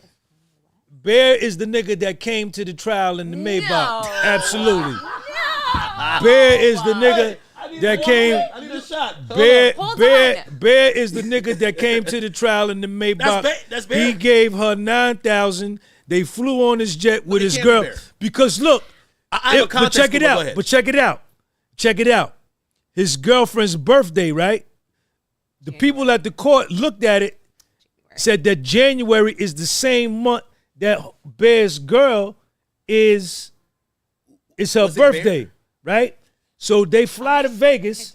Soon as they get to the hotel room, Antoine is there knocking his honey down, and they all standing around. She supposedly show her titties, and then Bear's like, yo, I've been checking you out for a minute, you know what I'm saying? And then they ask her, who else could we call? And she says Cabral. I could call Cabral. Do you know anyone else in this lifestyle? But Bear is exactly who you said. But why wouldn't they? The way they separated that testimony. Because why remember would they that not say morning? Bear's Remember that the morning? Iconic rapper. Right. Because remember that morning they were saying, Puffy's defense team says we want to mention the name. Yeah. And the assistant But attorney's Bear like, was mentioned the day before too, though. right, but the assistant U.S. Didn't he attorney go through her phone and see the message with Bear? Wouldn't let them release his name. And he said something condescending, but he didn't really disrespect him. No. He didn't really disrespect He him. said something. He was upset that she got money from him or something like that, and she didn't have to. Why would he? She said Bear sent her work to promote his clothes or whatever, his stuff on social media, on her social media. That was another That talk. was Bear. Right, but Bear sent her $9,000 to get on that flight to his private jet to go to Vegas. Really? Oh, so Bear is the rapper. Exactly. It's almost like a pseudonym, even though they didn't officially like call us. I am so confused. You think it's two people, right? You think it's the same person. I mean, unless they wanted us to believe it was two people on purpose. The word around the courthouse is that y'all know who y'all think it is. That's who it is. So the way, and I understand what Lauren And he is saying. shows up to court in the Maybach the same day she gets finished testifying on that topic. By the way, you are right that when they first mentioned Bear the day before, they don't say they mention clothing, they never mention rapper. Then the next day, when they're gonna mention the Las Vegas shit, they mention an iconic rapper who's friends with Puff, who is a leader in the industry. Damn. But let me speculate on this because the evidentiary arguments from the morning that Kanye. Oops, was I not supposed to say that? Am I not? No. I don't even know if I'm. Actually, no. I am. I can say this. You can say whatever that won't get you kicked out of court. You good. You good on this channel. No, we're good. You good. We don't censor. Kanye went to court, whatever. But the morning that they had these arguments, and we thought Kanye was there was all these rumors. Oh, he was here, but he's not allowed to be here. And Agnifilo had said he was in 23. They gave him a courtroom by himself. This was the day before. Wait, they gave him a courtroom by himself? Yeah. An overflow room by himself. They was going to bring him into 24B where I was at. They cleared. 10 minutes. I thought that he went into the regular overflow room and he's like, I ain't feeling this. I'm out of this. No. Yeah. They gave him a whole one. Where was you at? You was in 26? I was in 26. In 24B, 7 marshals came in and was like, yo, y'all got to clear this pew out. You know, because Kanye was downstairs. Yeah. He was coming into 24B. So we all there waiting and shit. I got a seat waiting for him right there. I said, y'all can't sit here. So wait, you was reserving a seat. Man, I had that nigga sit right here, nigga. It's like in Philly, they be putting a parking a little cone there when it's snowing. Like I shovel aside, it's mine. Nigga, sit right here, nigga. And we all waiting. Every time the door, everybody looking back. That was us too. Every time the door, we were like, oh, yeah. And the rumor came, he went in 23B with him and Christian alone, and they watched it, and he was there for 10 minutes, and then he dipped.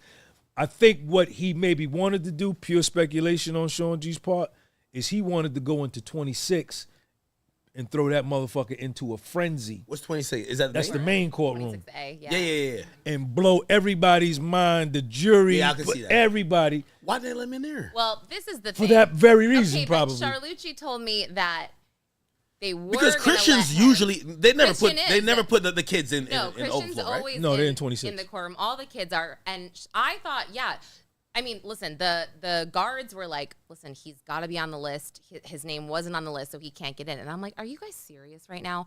I thought, number one, that one day they weren't going to let him in because it would be intimidation to Jane and her testimony when she testified about Vegas. Wasn't she off though? No. The first day. Oh, because there was rumors, but he never went in. Yes, but he never showed. Now, that morning, what I was saying before, that morning, there was all these arguments about like you said, naming the names and all this stuff. And it seemed like possibly, and this is just me guessing, that Kanye saw part of Jane's testimony from the government the day before about this Vegas trip, and he possibly told Diddy or someone on the defense, oh, there's more to that story. Exactly. Because we found out. And I'm coming down there tomorrow. Yeah, we found out Jane flashed. And I'm coming down there tomorrow. Hey, by the way, I did talk to Ye. Oh, okay. So I talked to Ye, and this is what he told me. Because I said, yo, so, you know, me and him, we did an interview in L.A. He's been wanting me to come to Spain. I'm like, bro, no, at first he wanted me to come to Japan. I'm like, that's so far away. I hate long trips. And then he wanted me to come to Spain. And I'm like, all right, you know, I'm going to stall it out till he gets back to the U.S. I find out he's back in New York. I'm in Jersey. I'm like, so I hit him. I say, yay, you're here? He's like, yeah, I'm here. And he says, I'm here for, what he says, a graduation. That's all he says. He says a graduation. Now, I'm pretty sure he was capping a little bit, you know? Yeah. Like, it was Totally. a little bit more than that, you know? Yeah, but well, and I think that he spoke to them because the government usually during their direct questioning, they would get ahead of anything that made their witnesses look bad. But the fact that they didn't know about Jane flashing everybody and this guy or this rapper saying that he wanted to be with her and stuff, I feel like the defense found that out. They got this information, and that's why they. How do you think they got it? You think He just did the album with Christian. Yeah, I know, but you think Ye? Because they told. You think Ye volunteered? I'd be like, hold on now. Ain't no question. I This think girl, he You got this chick on there. She been to a She couple lied. of my free Yes. calls. Right, Yes. she She lying been on on a couple Puff. of my free calls. I've been I hit that. agree. I agree. Oh, you think Ye hit it too? Oh, Come I don't on, know. I man. don't Come prove on, that, man. but Knock it off, man. I just do. I felt like he had a lot to say to the defense, and they were like, okay, this is why names need to be told, because the defense said this is why trials are public, so people can come forward if they hear about something And they wouldn't let 'em. elaborate and whatever. Well, they did to a degree because they got some information, but I felt like they turned him away on day one because of Jane. Day two, Charlucci told me that he was going to be allowed in. And by the way, Leaf, could you make sure Lauren's mic is good? I'm reading the YouTube chat. Just make sure her mic is good. Oh, okay. All right, bet. Oh. All right, perfect. Sorry. But yeah, Charlucci said he was allowed in, but he didn't want to make himself like some kind of public Center of attention. But I was like, yes, he always does. So I was a little confused with that. I was But like, do you think that would have helped Diddy though? oh, I like do. if the jurors are Jewish, you mean, or if they're like, I No, don't know. I mean, not do. necessarily. Just like, hey, listen. They would be starstruck. Yeah. Well, beyond starstruck though, Or- it's like it changes the whole dynamic of what the defense attorneys got going on, right? So it's like he may walk in there and now throw people off of maybe, you know, sometimes you'll have the lawyers like we're going somewhere, like we're setting it up. You know who I really liked with that. I like Anna, or was Yeah. her name? Esteveo. Yeah, Anna. she like I think she was giving like she was like, oh, you look so pretty, right? Like didn't she do To Cassie. to Cassie. Yeah. And then she started hammering Cassie. And I was just like, wait, she flirting with Cassie? You trying to fuck her too? And then I seen her, I was like, oh, she's getting to it. I thought she was kind of light on Cassie. She that was on purpose. I felt At like first. Yeah. At first. And then Yeah. she basically was saying, can't we say that blah, blah, blah, blah? And I was like, oh, this is good. And I see why they didn't use Brian Steele to be the person who did that. Oh because hell no! Oh my gosh, Yeah, it would've he been would have totally come off different. like a bully. But I think Anna Esteveo did a great job with Cassie in finessing that cross examination, because when Cassie got done for me, she was a defense witness. She helped Puff. To me. I mean, I saw the difference in the way that Tenny forced Jane to read the explicit, filthy text messages. Yeah. And Cassie had, she had the pleasure of not having to read those, because Anna Esteveo would say, I'm not going to make you read those. I'm not going to do that to you. And then Tenny's like, what does this say? What does this say? Check and this Jane out. would have to say the most, and Sean, can you agree? Is it just me? I don't think I'm a prude. I really never thought of myself like that. This shit was so graphic. It was very graphic. To the point. Like, It was very graphic. that was there. I mean, maybe they want us to. y'all see think any that- videos? Like, No, I hear we the didn't. sounds like We heard sounds in the courtroom. you but heard like Diddy just smashing it out. Clapping. twice. We heard. You heard cheeks clapping. I That's what heard- they said. They I heard up heard there. moaning, and I You heard like, moaning? Oh shit. Yeah, I didn't hear. I mean, but like for me, I was just sitting there and I was like, I can't listen to this anymore. Tenny Garagos, she doesn't care, man. Oh she, my she, gosh, she it don't. was like She represented Puff to the fullest. She was saying everything. Tenny in front of her dad in the courtroom. Terry was like, her dad was there. Well, Jane, didn't you just say here that you can't wait to have, you want to suck his dick, and then you want another dick, you want to be getting rammed by another. This is PG, by This the way. is in the courtroom. Hey, you know what? And you know, I know the law community is very, they have decorum and they treat their peers with respect. But I spoke to a lot of high-powered attorneys, and I'm lucky to be friends with them. And they told me, they said, listen, that girl Tenny Garagos is a fucking monster. And they said, yo. Like in a good no, way. No, in a good way. Oh, yeah. They said she might be a better attorney than her father, which is Mark Garagos, highly reputable attorney out of L.A. And they said that Tenny might be an upgrade from that, because if you notice in this trial, Mark, number one, was doing a podcast with Harvey Levin, and supposedly the entire time, like, he's even showing up saying, yo, his daughter is killing it. Like, she's really a star. She's amazing because Elite level. She's relatable. And she comes across so unassuming and so, like, your girlfriend. And like, she's up there fixing her hair under. She's crossing. She's putting her shit in a just bowl. She doesn't really wear makeup. She don't care. She looks classy, put together. And she gets up there and she's just like, what's up? Straight you know? business. Yeah, and she's just not. She'll hammer you, but in a way that you're not really expecting. It's almost like the opposite of Brian Steele, where you're like, he just comes in really hard. You know what to expect. With Tenny, you've got to really be on your toes because she's so friendly and sweet. And then boom, she's got you in this situation that you didn't realize you were in because she's just so good like that. So Right. She made Jane Doe take her own side. Jane Doe says, I need a sidebar. Jane Doe said, I need a minute. That was an insane day. She said, I need some time. I said, oh, man, she killing her. Even the way Tenny answered her when she's like, you probably have a bag like that. And Tenny's like, actually, I don't. Like, but not even in a bitchy way. She's just like, I don't have one. You know what had changed for me, man?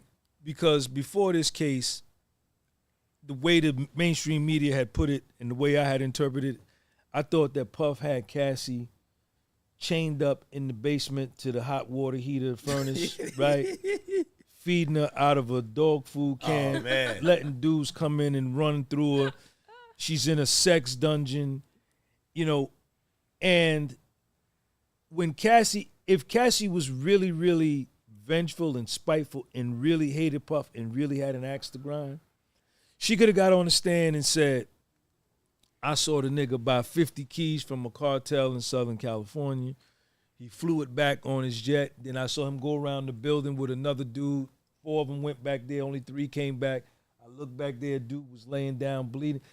If she really wanted to destroy him, and she was the key star witness, and everybody would have believed it, and mainstream media would have jumped on it, and Puffy would have been done. But she got on the stand and said, I loved our past. Do you think she gave him grace? Cassie? Yes. I think she told the truth in terms of like what you said at the end. She really, she said, what did she say exactly? I think she said, I love our past or something like that. Which I was love our past. Interesting considering what we saw on video and what everybody was saying. Yeah, that was Crazy. interesting. I don't think she gave him grace. I don't think so. You think she hated him? No. Or had something to say. I know I got my money. She could have. I need you to Thank feel. you. Thank you. What I feel. She could have killed him, Act. If she had she got the 20 mil. Yeah. She said, man, fuck this nigga. Yeah, we flew on his jet, 30 keys. He flew back with the dude from the Mexican cartel. You know, if she really wanted to do him in, if she really hated him and had revenge, I'm going to get you for what you did to me. But it was none of that. She had a Jaguar payment. Her rent paid. If she was in L.A., the rent was paid. If she was in New York, her rent was paid. She went to the Met Gala, the Grammys, the goddamn Emmy Awards, whatever. She on the red carpet with him. They loved each other. They just was getting high every day. They got high every day that she testified. Yeah, and Cassie admitted to being a drug addict. I think she said that, both of us were. I've never seen her. Like, you know, one thing I always was so surprised about, like, this whole situation. Like, there's a few rappers that if you told me this story of at least them getting high, I'd be like, yeah, I see these motherfuckers high. I've never seen Puff, like, super gone. Have you? I've never seen Cassie in the states that she's saying. Right. Like, anytime they were seen publicly, right? And obviously they controlled when they were seen publicly. Wouldn't have glasses on. The eyes are clean. They don't look like they. But Cassie said they got high every single day, man. She was high on opiates every day, she said. And Puff. Yeah, I mean, for 11 motherfucking years. It's hard straight. too because he did, and the defense has said he probably did less drugs than she did because he had to operate all these different businesses and he was needed so much. So I found all of that to be really interesting testimony in general. I thought it was great that she admitted that she went to rehab and that she, did all of this. The one thing I was unclear about though is did Puff go to rehab? Because that was they both tried. Remember they went to Mexico? Saying, no, he didn't go to Sedona or something. They went to Mexico. They went to Mexico and they got clean. She went first, then he went. Okay. They got clean and came back, and a month later, 2 months later, they was back. Off to the races. Yeah, but I was unclear about some of that because I think this was more after the Intercontinental when he said I had to go to rehab, and then they kept saying, well, did he? And she kept saying no, he just went to Sedona, like in Arizona, and I was so confused, and I kept looking up rehabs in Arizona, and I couldn't find like an exact place, and it was just not. I felt like that was open-ended. You know what? Another thing that came across from me with Puff, man. We've been told over the years that he's a trash can as far as when it comes to business. He jerks people. He doesn't keep his word. But in this testimony with these women and with people, he kept his word every single time what he told them something, man. Like this contract with this girl, Jane Doe, to pay her rent, this is not written, right? And Did you guys see the contract? And he does it. I don't remember. No, it's a verbal contract. It's a verbal contract. The love contract. Okay. Because I was wondering if there was actual paperwork where it says you need to fuck me 15 times. No, that was horrible. 10,000. Yeah, I think you no. Right. Everything he told these girls, he did, right? Nobody got up there, and I to me that points towards integrity in that sense. Let me say that in that sense. And that was something shocking to me because, I heard he jerked all these rappers for their publishing and this and that. But he don't come across, at least not in this trial, as the kind of nigga that do that. Man. Well, they are claiming that he through the sex trafficking by fraud with Jane Doe, he told her we're gonna have a one-on-one time, and then he flew out an escort. And he's like, well, you didn't tell her the truth, and you were doing this behind her back, so this is the fraud. Right. But then who killed that? Was it No, it was Shapiro. She said it during her motion 29. She said, Your Honor, I have a hard time with promised quality time to a loved one. Husbands do it to their wives all the time. I'm gonna take you out to eat this weekend, baby. Right, and then you don't do it, right? So get rid of this fraud shit. You know what I'm saying? That he did this through because he says this is in every relationship in everyday life. He did bring her to Turks or wherever, but another time. I think that all of this could go to another victim. I think it's just the fact that it's Jane is also what people have trouble with. If I had to guess, right, is that if it was another victim that we saw on the stand that maybe moved us a little bit more and didn't talk about all of this transactional stuff, jewelry, money, houses getting paid for, trips, I think maybe, we could be moved by that and the jury could be moved. But took the toll 10,000. Seeing what we saw, I don't think that was very moving. Hey, why do you think? So I think I understand why Cassie would take the stand. I think there was a point that Cassie could have been looked at as a possible co-conspirator when you're in the early stages of the case, where you're saying, well, she had to take the stand because she filed that civil suit. They made her, you going to take the stand because the basis of our criminal case, like you said from the kid Rod, in your civil case is what we're going to use to indict Puff. So you are going to take the stand. Why do you think Jane Doe did it? Because Jane Doe actually took the stand and even said, oh, I'm not going to file a lawsuit, which I think is cap, right? Like, it's like, yo, let him get found guilty. Yeah. I'm just waiting for the guilty verdict that I could just go collect the easy payday. But why do you think she took the stand? She was very careful to make sure that she wasn't known, even though other people were, like, hey, listen, I'm going to point to her. Why do it? I can't because now you've outed yourself. Well, Sean, do you remember when she got on the stand? I'm sorry to interrupt you. Do you remember when she got on the stand right away? And you got to check the transcript. Yo, she's so corny, man. No, but they said something. Man. They said, could you guys see her face or no? Good morning. Yes. Good morning. She said something like, they said something, the government, like testifying against him. And she goes, against him? like she was so confused. Like truly, I felt like all of a sudden, I swear, look at the transcripts. It was either the government or the defense. When they said something about testifying against him, she seemed very confused at that terminology, which made me think she like made a verbal. Yes, it's somewhere in the transcript. It's like her first day of testimony, and I swear I was like, does she not know that she is testifying for the government is testifying against him? I mean, does she not? I honestly was like wondering myself the way this came across. You got to look into this because I swear she was very confused. Listen, man, Jane Doe, when she was getting direct examined by the assistant U.S. attorney, she was sitting up like a Doberman pinscher. Yep, talking loud. But when Tenny Garagos got to her in that cross, she slumped down when she had her reading them text messages.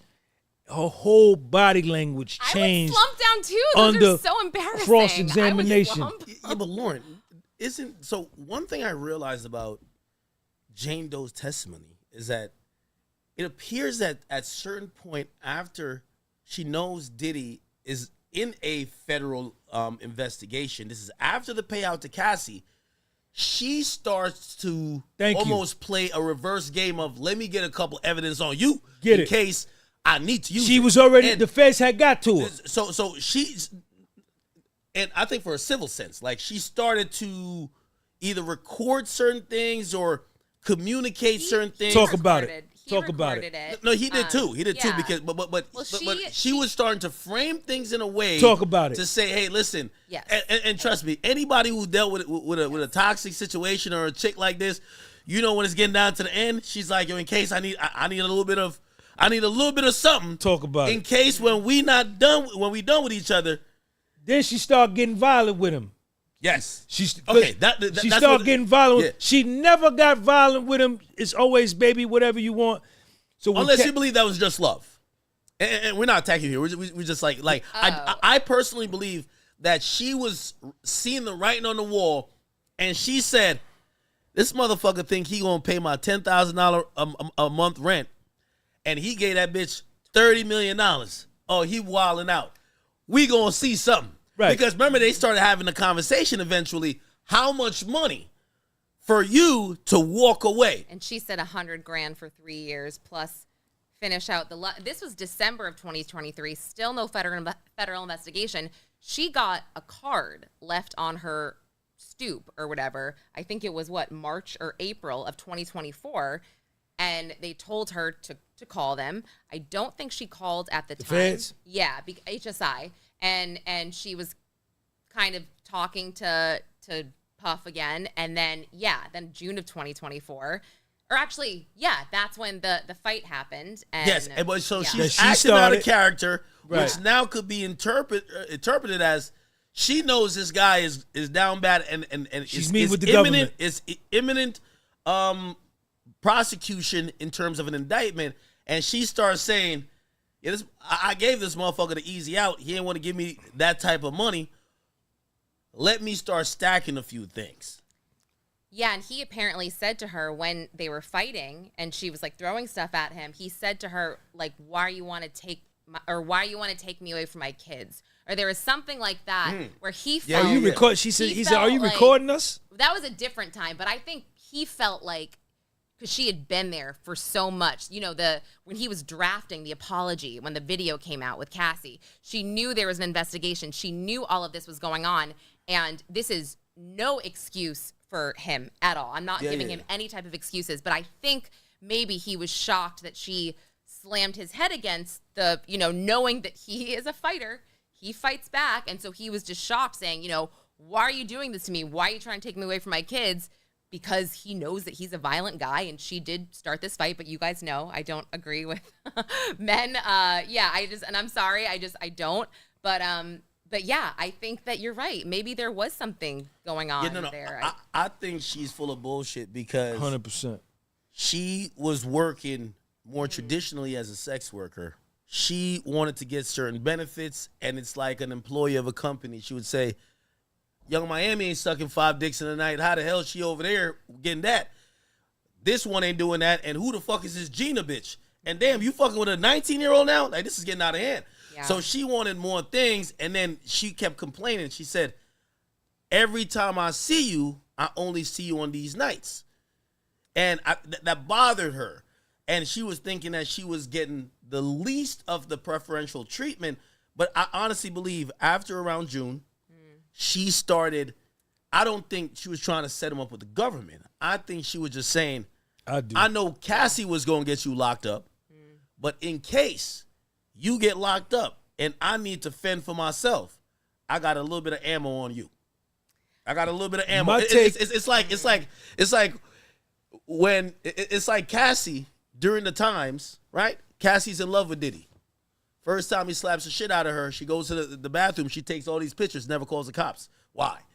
She's just saying, in case this goes somewhere, and I might have to use these pictures. I think it's a little deeper than that. What do you think? Oh, no, I'm not a doctor. I'm not going to go and say all this rhetoric I don't know because, sure. If you're going to stay.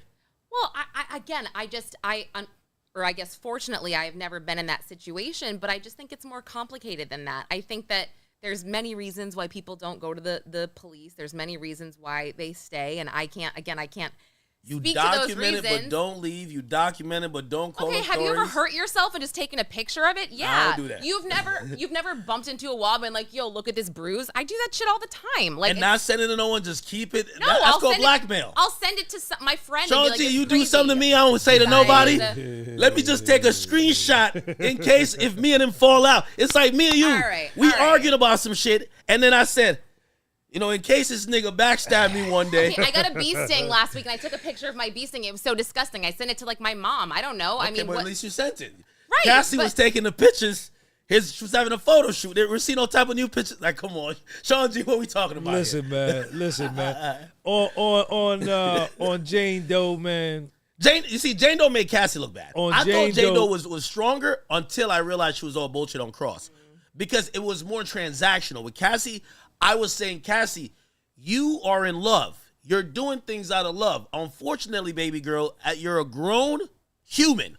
We can't excuse you for compromising your integrity, putting yourself in situations you don't want to be in because you're seeking someone and you feel that if you fulfill their sexual fantasies, you'll get them.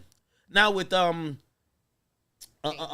Doe, she was trying to make the argument, I need the $10,000 a month crib.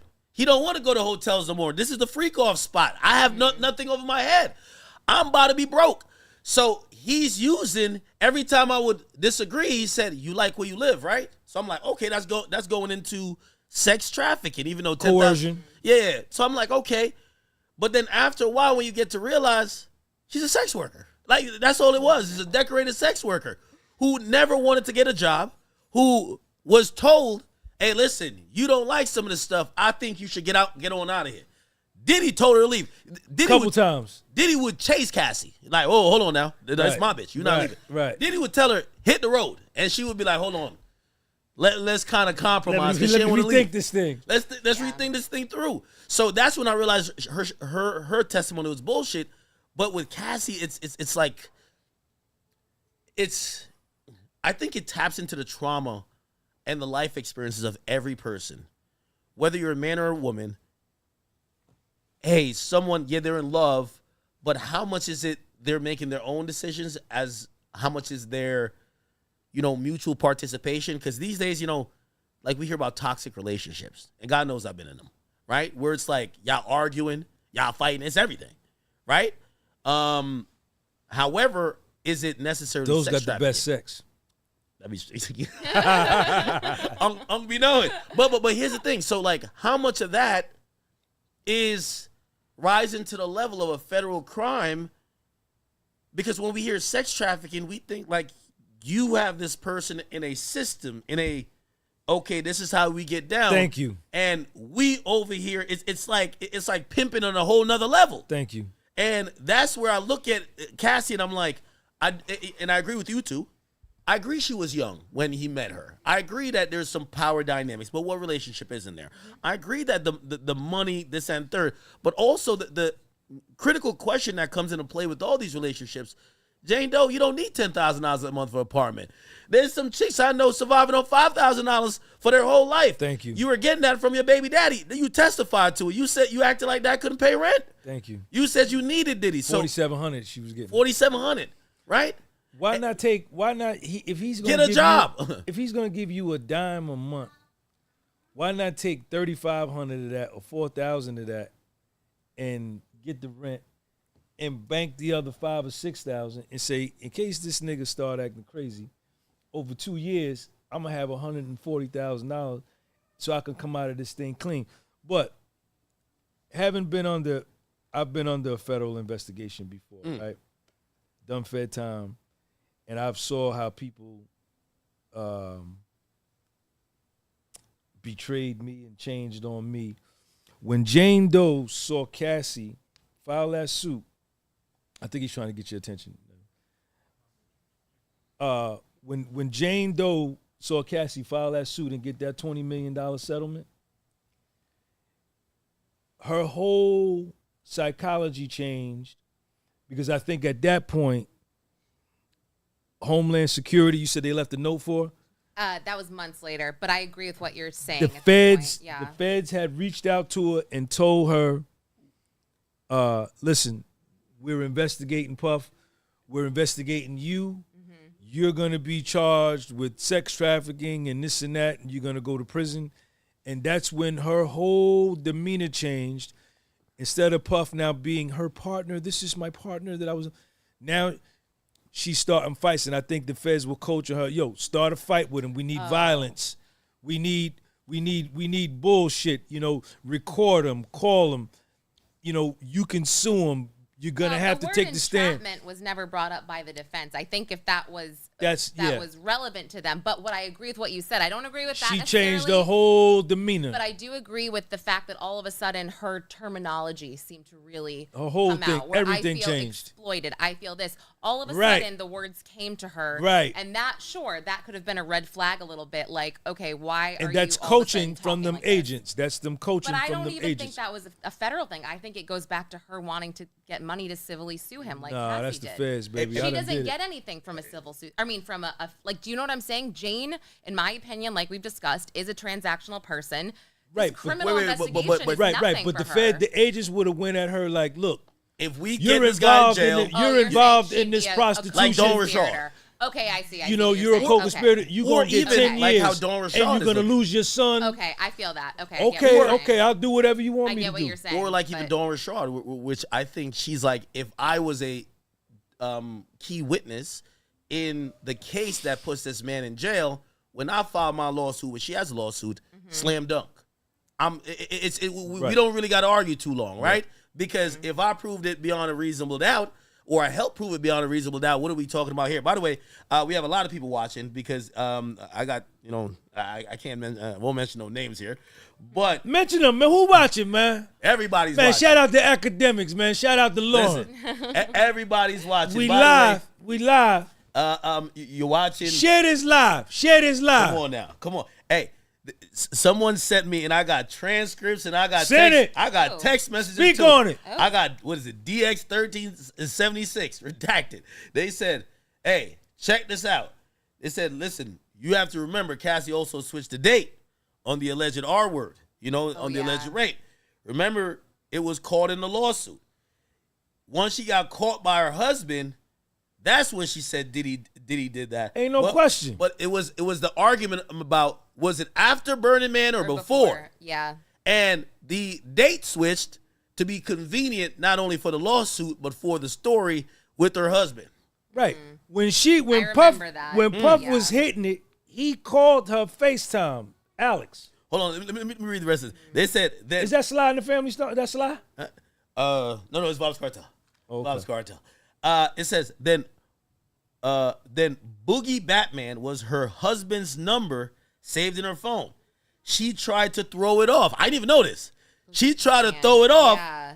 She tried to throw it off on Lauren London. I didn't even know. Like, this is some new details. Somebody's tapped in. I don't remember Somebody that. got all the stuff. Yeah. Hey, listen, you guys can verify this. Says then Boogie Batman. So I have the messages here where I guess she said something about Boogie Batman to Puff. And Puff confronted her about it right there. It's like, you always sweating me, and you got this dude calling you. Yeah. Oh, yeah.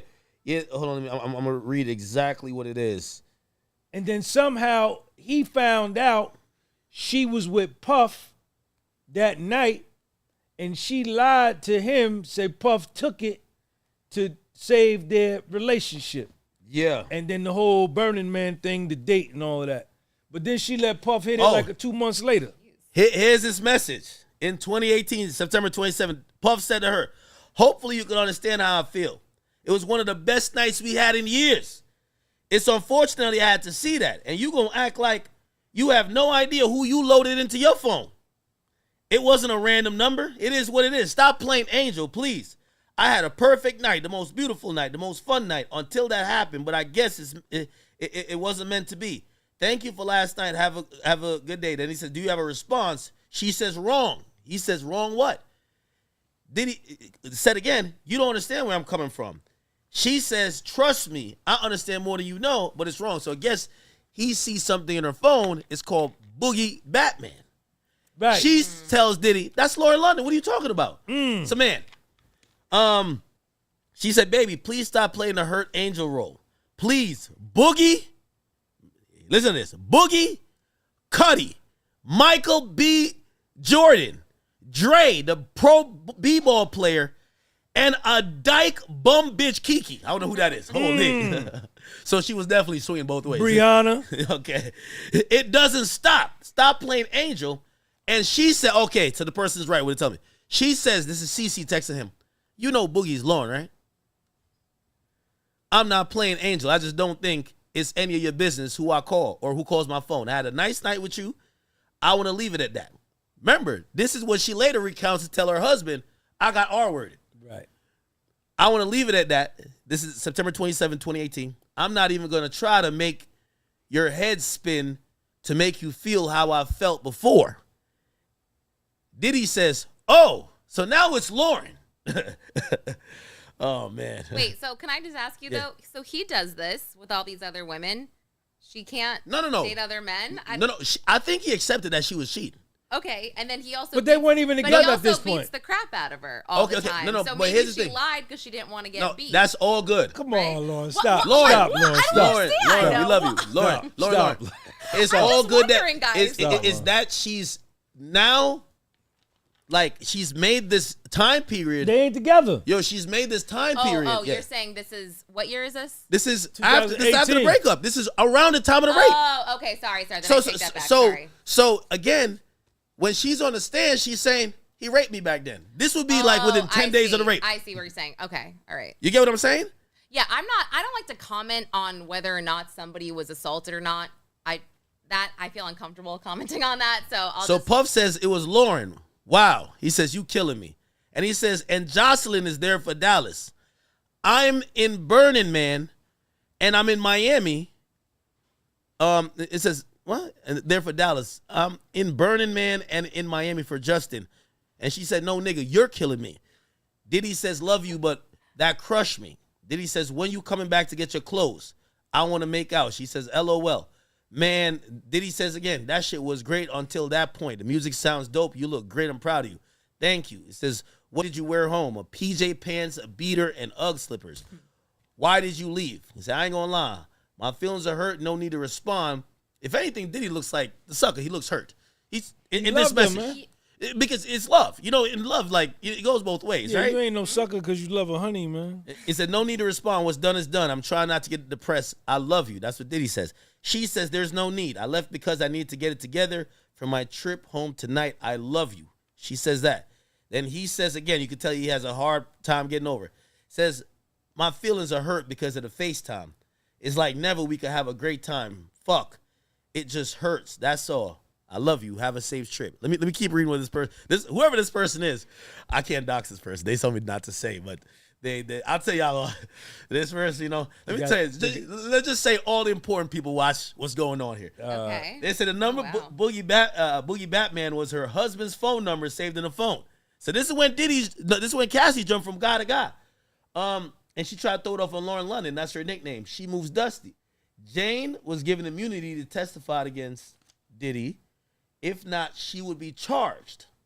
If you guys can hear, only certain people would know this info, but let's keep it going.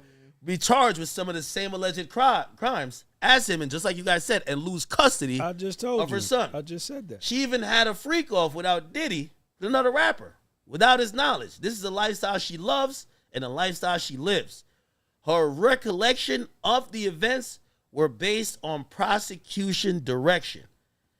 She set herself up to sue if all things goes wrong. Yeah. I mean, I just, like I said, you said the time period is after. Fine. I get that. But like, because remember, she claimed that Diddy raped her after they got out of relationships. Okay, so he wanted to see her. This is my whole thing. Like, fine. I just don't like to comment on whether or not of somebody course. was We're not asking your assaulted, opinion about because that. none of us were there, right? We don't know the situation. But we're thinking like jurors. If we seen this, we're like, the tone don't make sense. There's a lot of things that don't make sense here. Totally. And that is for the jury to decide. And that's the jury to reasonable weigh. doubt. Yes, sure.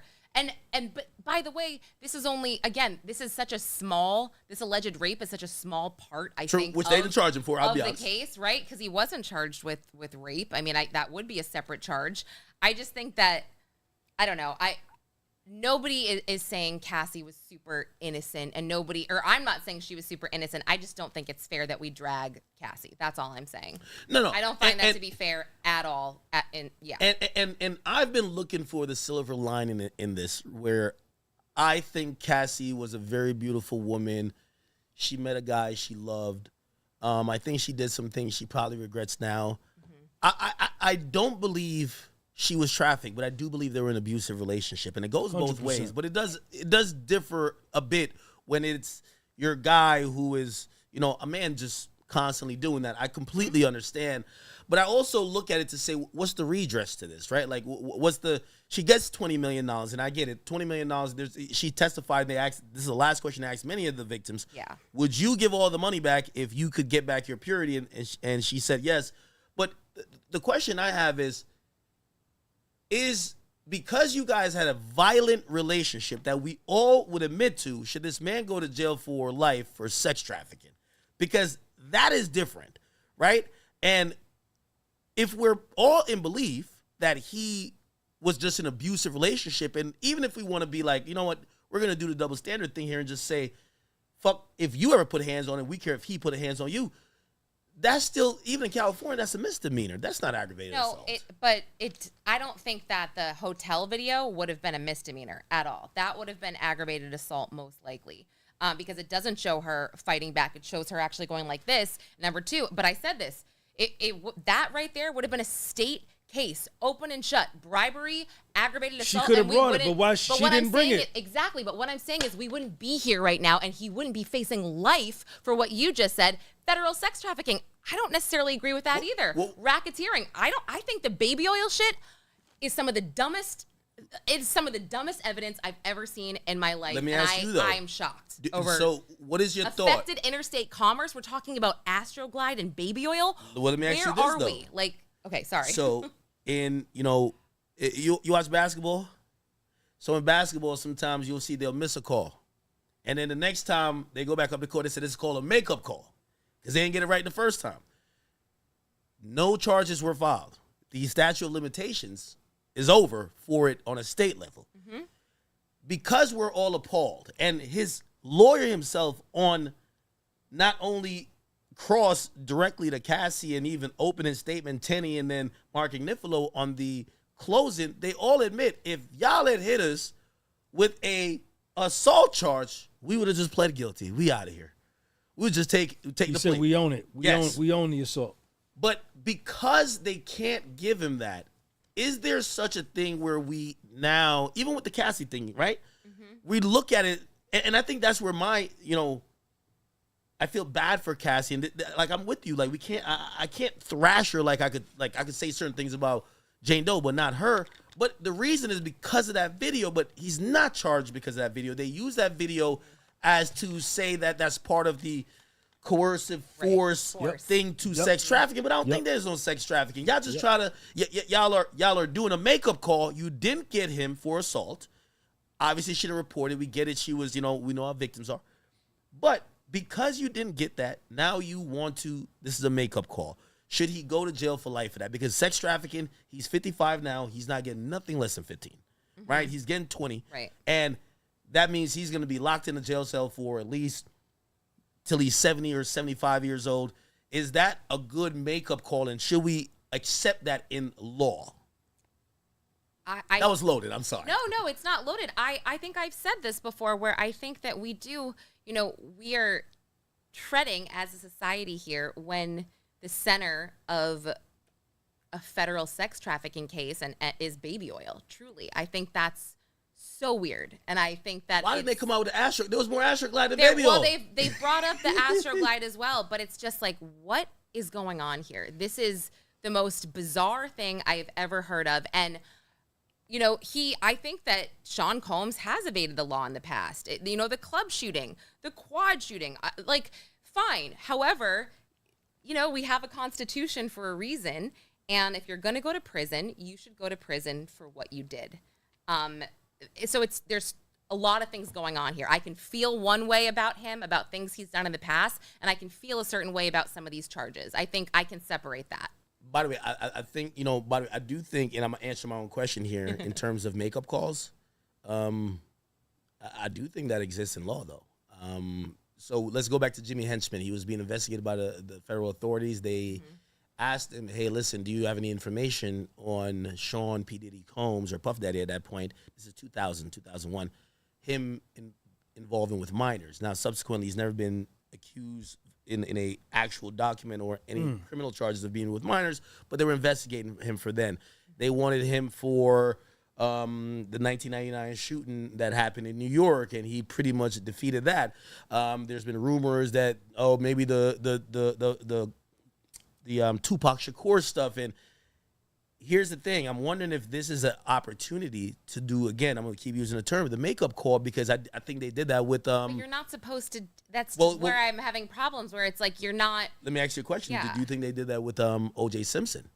With the burglary and the yes. O.J. Simpson beat the case, and he was basically thumbing his nose like, I got a new book. Well, he's an idiot. I did it, this is how I did it. That was crazy. That was crazy. That was crazy. He's a moron. I mean, so they said, all right, well, we can't get you on a murder. When we catch you on something else, we're gonna fry your stupid ass. But I think it's different. It's his case wasn't outlandish. I think that to your point, they threw the book at him for sentencing.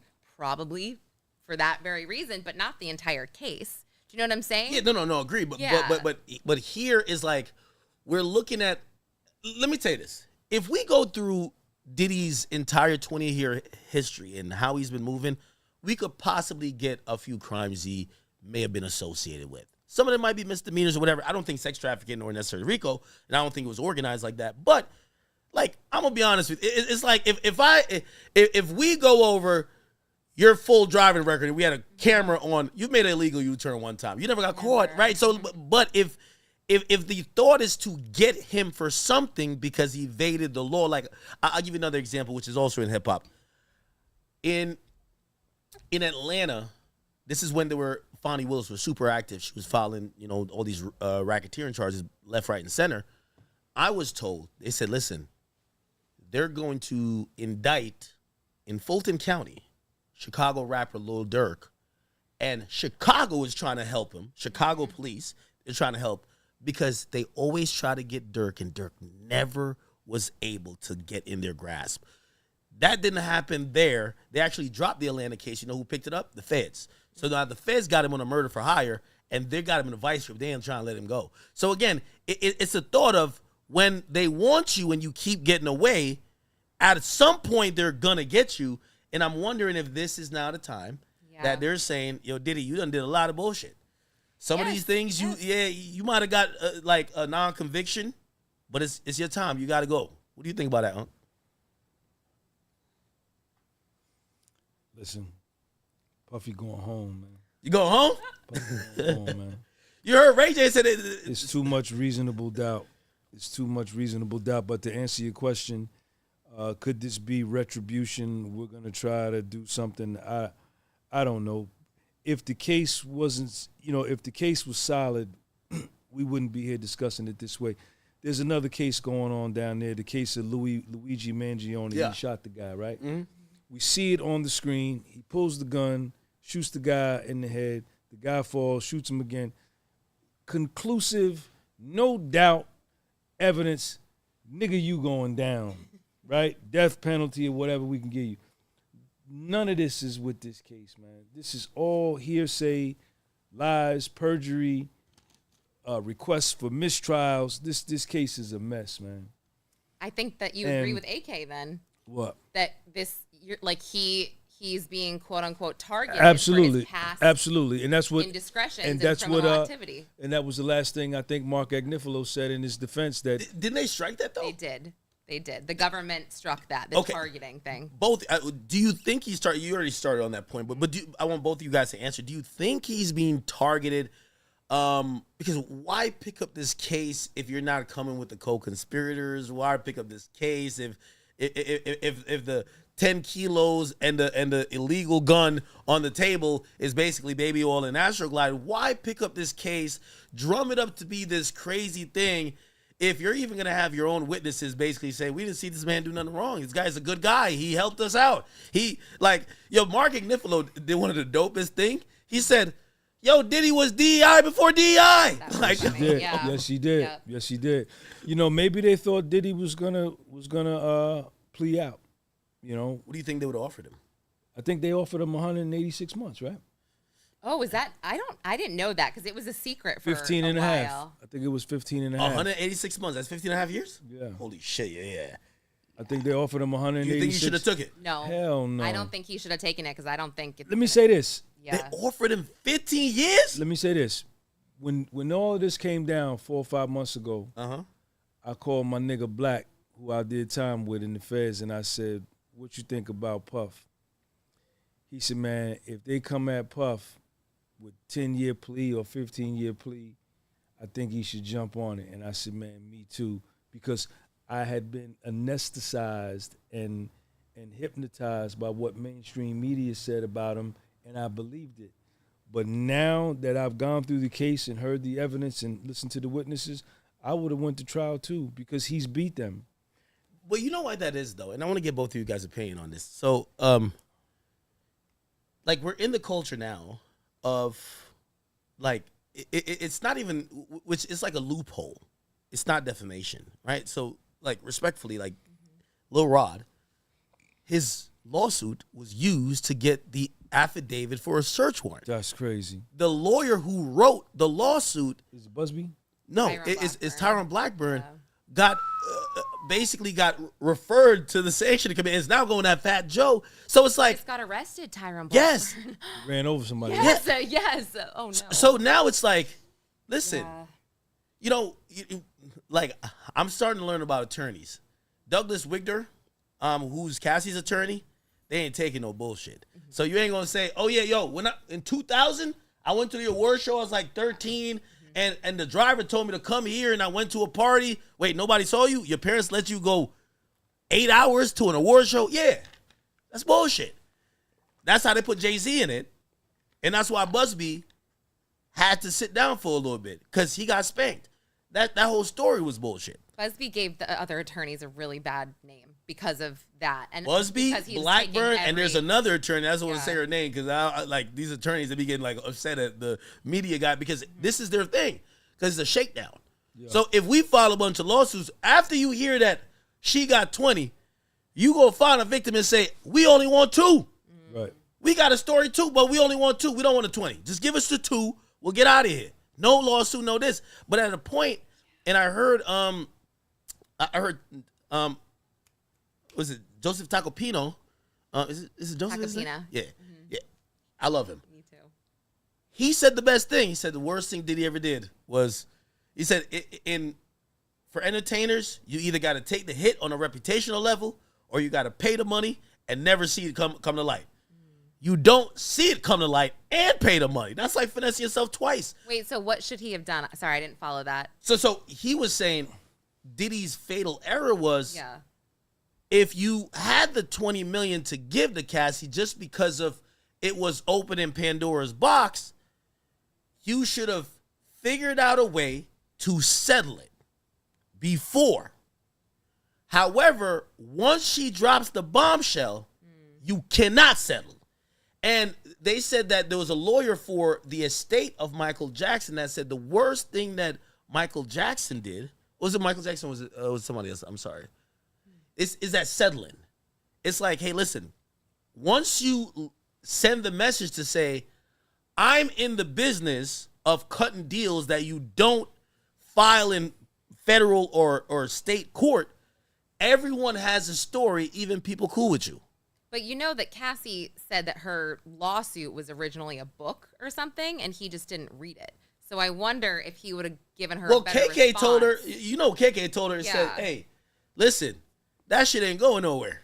She did say that, but I mean, I don't think Diddy acknowledged it or read it, and that makes me think if he did or if he gave her some kind of response, would we all That's be what sitting she here said right on now? the stand. She said she wanted him to read it, and he didn't read it, and that made her upset. And then she filed the...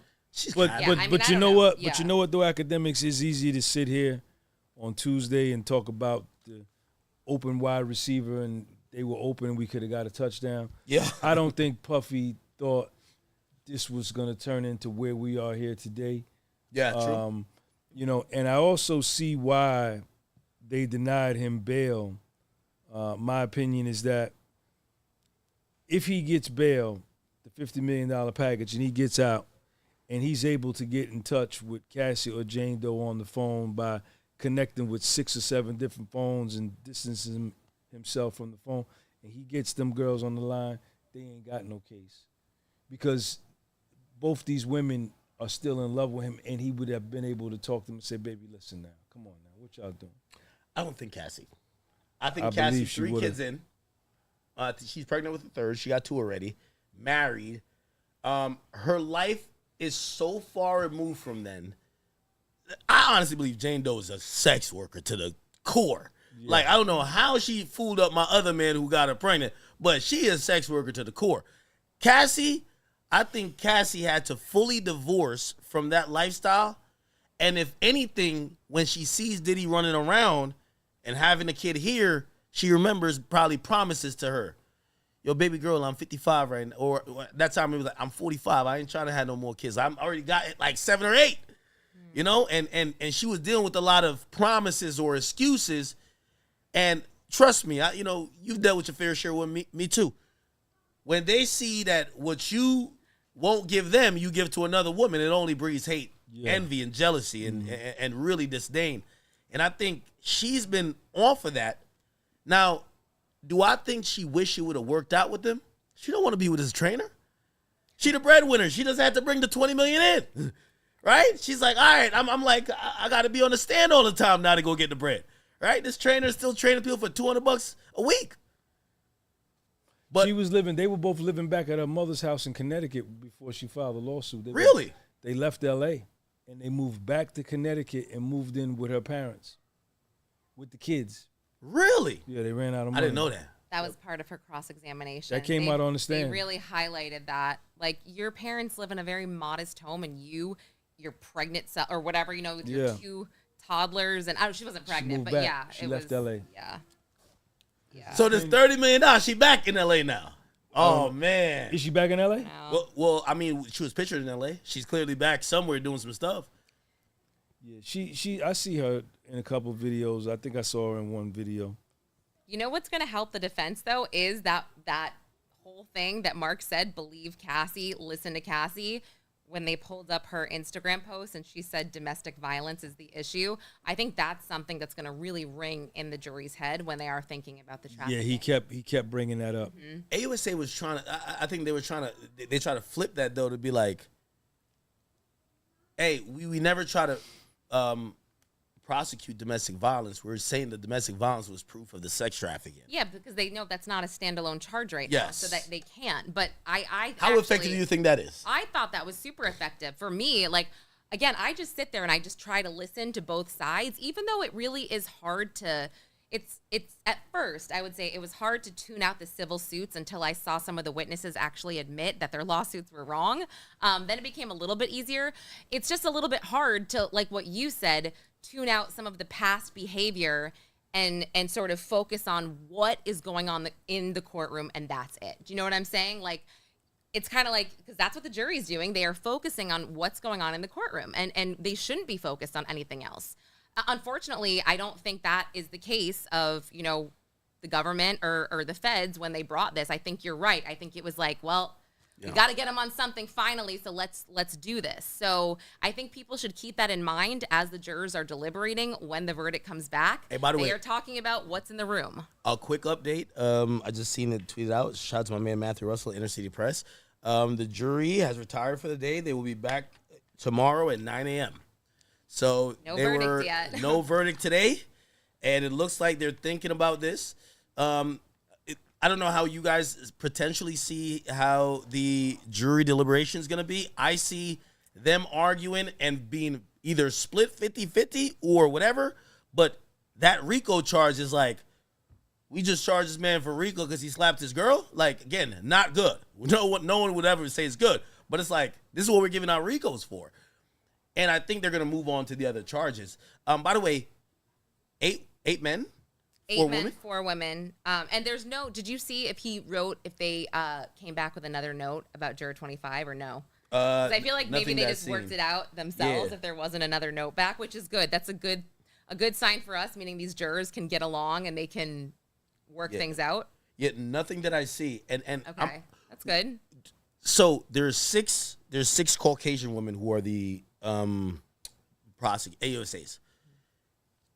I want you were there for jury selection, right? If I'm them, I need some more women on that. Because I'm going to be honest with you. If I'm Diddy, I'm like, I got 8 dudes. I know I'm a piece of shit. And I shouldn't have put hands on her, but they're going to understand how a guy thinks. And they're going to know I was just a player. Like, you know what I mean? I was lying here, lying there. I was wheeling and dealing. I was doing whatever. But what I'm doing isn't what people think is sex trafficking, right? We're thinking like, yo, you're locked in some shit brought over here. Yo, you got to go fuck whoever comes up. They're paying me. And they might just be like, oh, there's a lot of buyer's remorse here. Like, what do you think about that? Well, I think that the government wasn't necessarily worried about some of these men because of their professions and because historically, like, if you are an accountant, that's pretty good for the prosecution. If you're an investment banker, you're trained to just look at the facts, the numbers, so that's. I also thought that. Yeah, most of the people are analytics, scientific type people, and so I graduated a biomathematics degree from Rutgers University here in Jersey, and like when big deal. When you're that type of person, you're ones and zeros. You're analog. It's either 0 or 1. You're not the person. Oh well, it could be. No. It's either this or it's that. And I think this is a gray area case. You need those people that are maybe social workers and that could be like, you know what though? Well, you got to think about her state of mind. Like when you have people who are like analysts. What you think, academics? I think it's a whole lot of BS that they have against him. No. What you think about the verdict? What you think it's going to be? He's going to get convicted of 2. And I really think they would never bring those charges if it wasn't Diddy. And I think that the U.S. attorney, Damian Williams, bit off more than what he could chew. They did two superseding indictments. So we're at superseding indictment 3. And they said, listen, let's keep this prostitution charges in there that we know we could send him to jail on something, but it's going to be a failure if they do because, again, you guys built this as sex trafficking and RICO.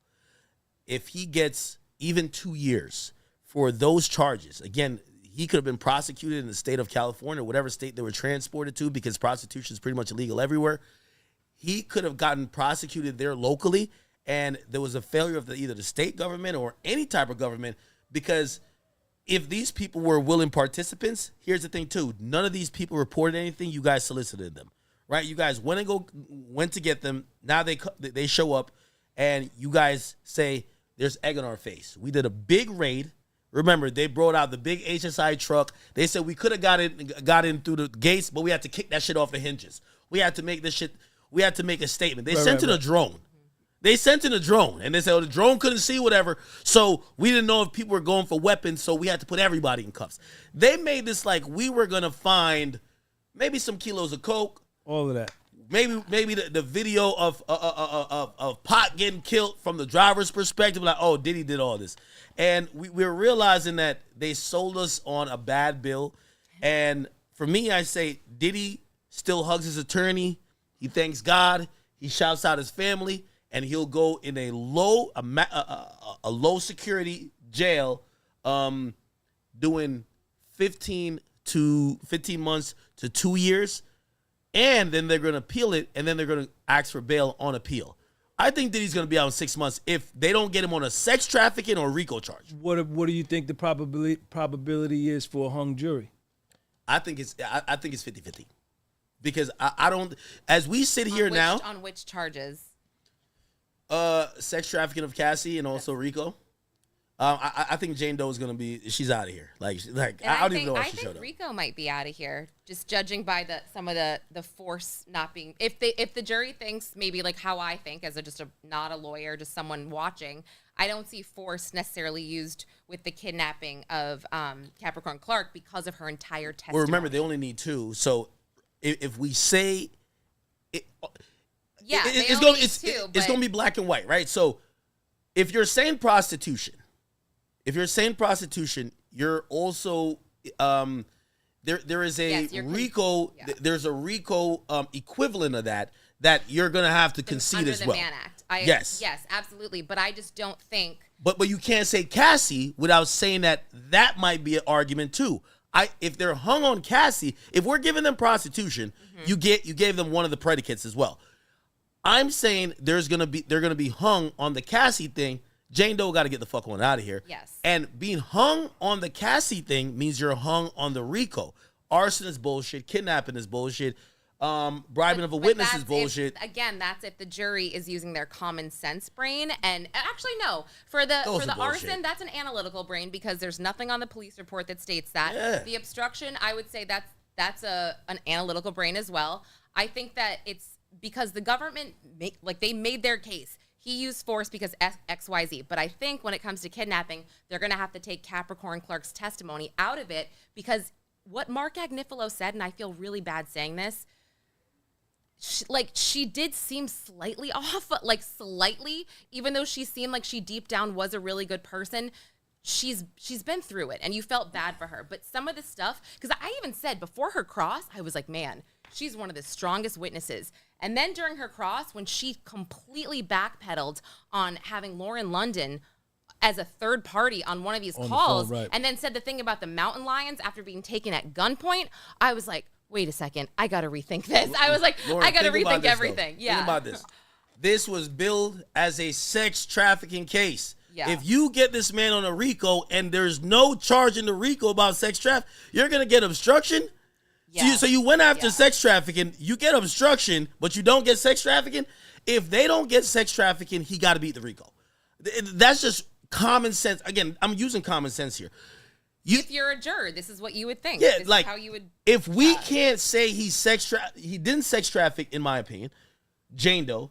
If we agree he didn't sex traffic Cassie, I can't give him the RICO because the RICO is based on an enterprise that their main crime was sex trafficking. Yeah. Their main crime wasn't kidnapping, it was sex trafficking. They would do the other crimes to surround to make sure the sex trafficking was happening. You're trying to take my bitch. I'm going to come to your house, blow your car up. You're trying to take my sex trafficking victim, right? It's like a pimp. If a pimp slaps the fuck out of you, he's slapping the fuck out of you because you're trying to fuck with his hoe. Yeah. So if I can't see him getting a RICO conviction if there's no sex trafficking conviction. If there's no sex trafficking conviction, that means the count 2 and count 4 are out the window. So what do we have? But I do think the Cassie thing, it pulled at so many heartstrings. I mean, even here, like we were talking about it, it's a very difficult thing to understand. If they vote yes on the Cassie thing, I think he goes down. So I think he's going to go down for 2 charges, but he'll be out in a year or 2. Mm-hmm. Prostitution. I think if the sex trafficking is going to go down, it's going to be only for Cassie. But if they get the Cassie thing, it's easy to put another predicate offense to make it RICO. So it's going to be RICO and that's life. So to me, it's 2 years of life. There's no in between. Wow. I got a hung jury.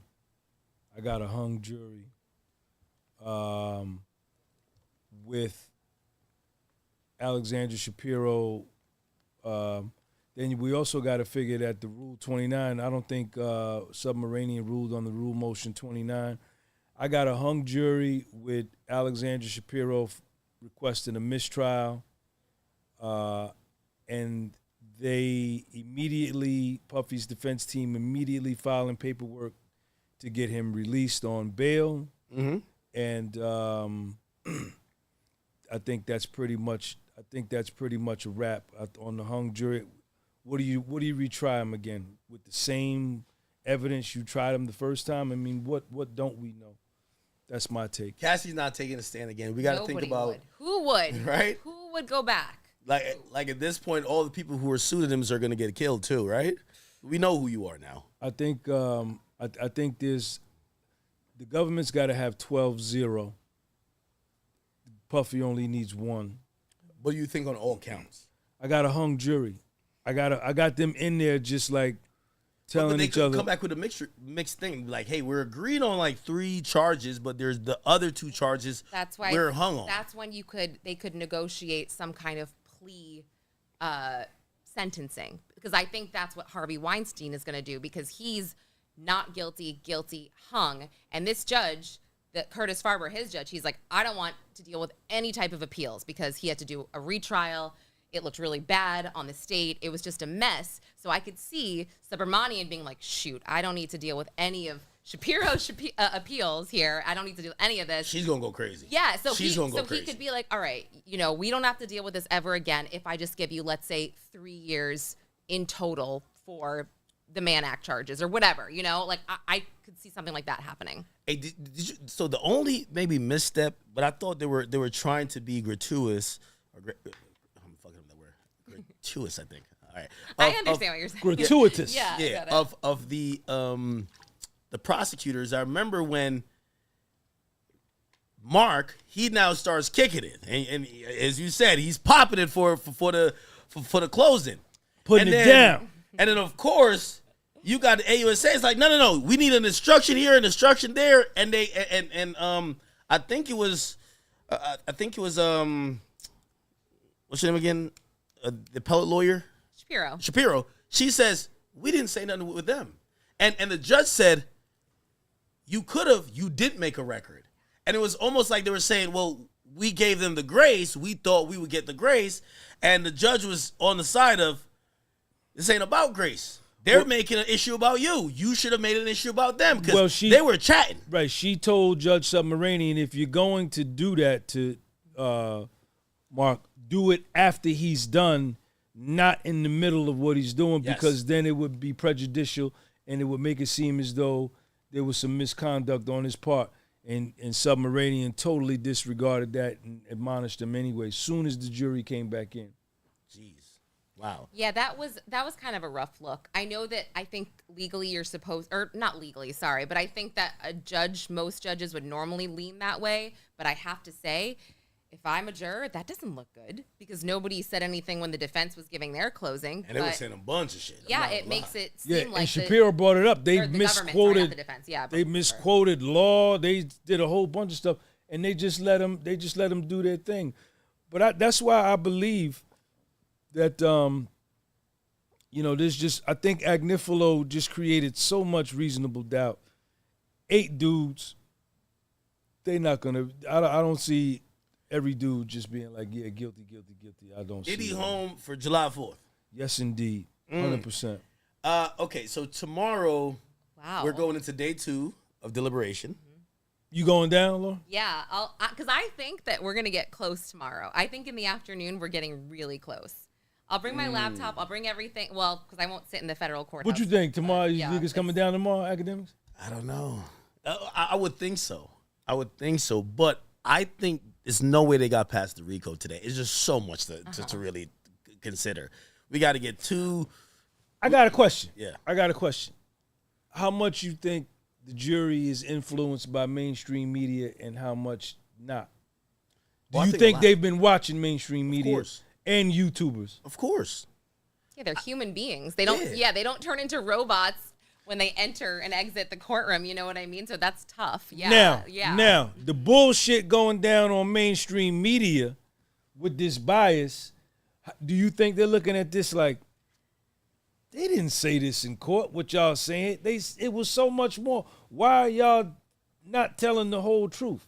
You think some of them are looking at that way? No, I do think that, and that might encourage them to maybe make a like, hey, listen, I'm not voting for this.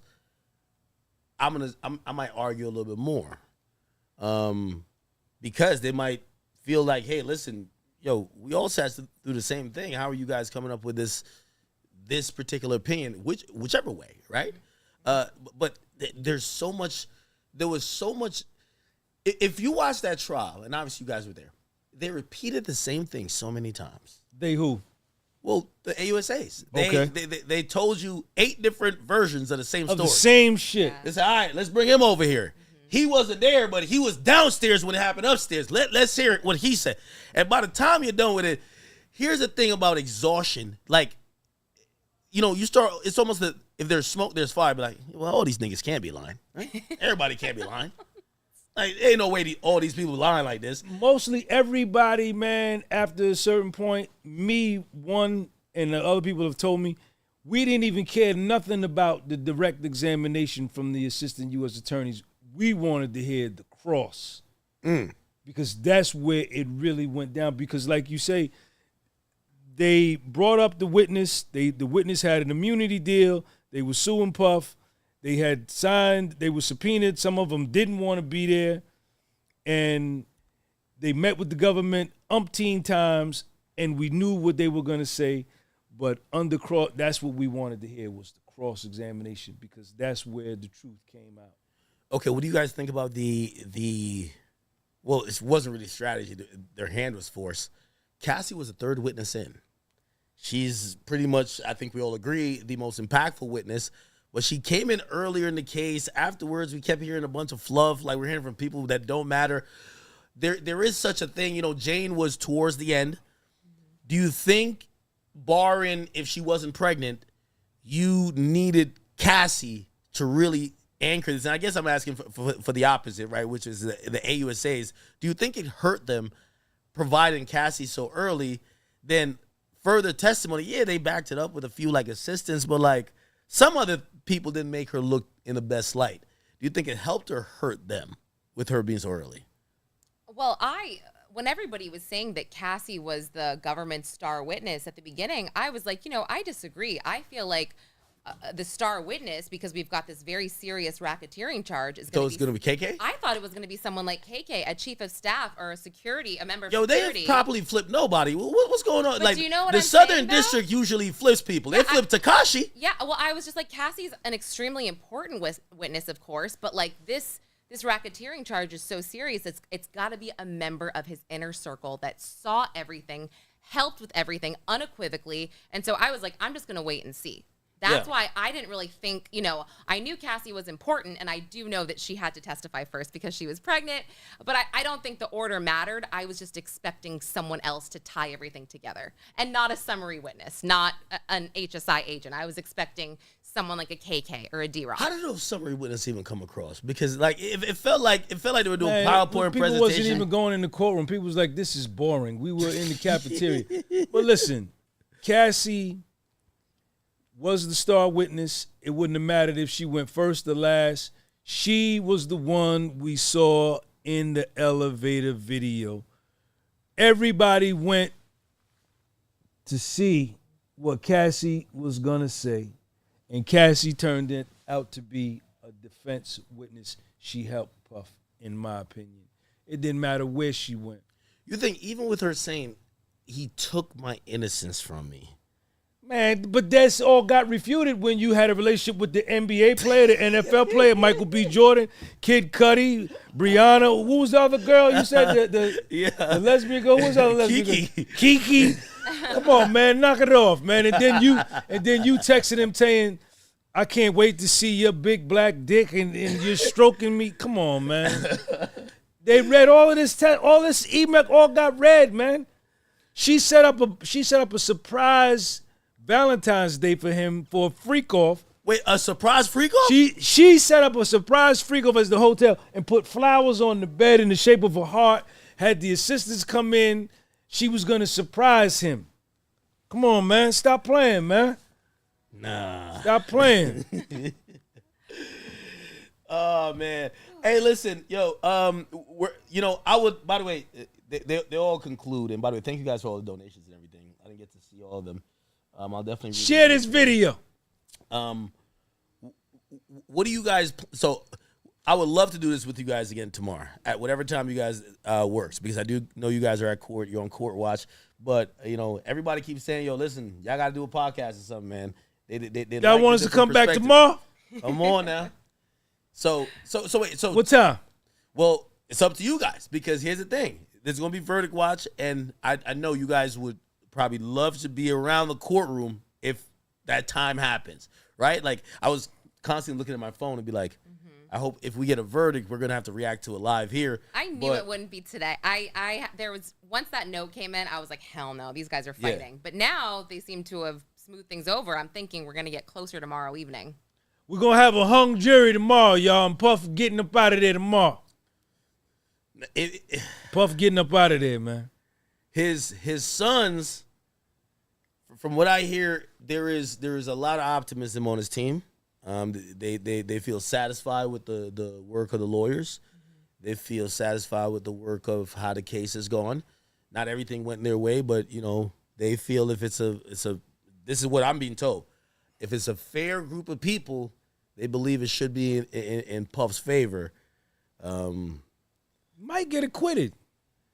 I don't know about that one, man. I think that they might feel like they have to convict on something because of that video. I really think so. I think that video, they're going to say, okay, it's going to be the Mann Act charges, the transportation. When Cassie was in court testifying, was other people crying too? Because I'm wondering, was she leading like the delegation or the congregation man, in tears? No. Nobody cried. We was waiting for the Big Bang.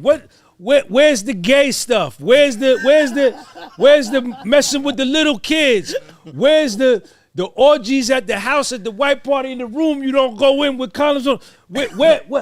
That's why I came. Yeah. And I'm sitting there, and then you gonna tell me the last question of the ass on the cross, you loved your past? You loved our... I said, man, this ain't no good. I said, this is no good. They lied. And then I would go home, academics and Lauren, and watch mainstream media and say, they didn't say that in court. Yeah. They didn't say. And I said, yo, this is crazy. Puff got 9 women. But I thought y'all said he was gay.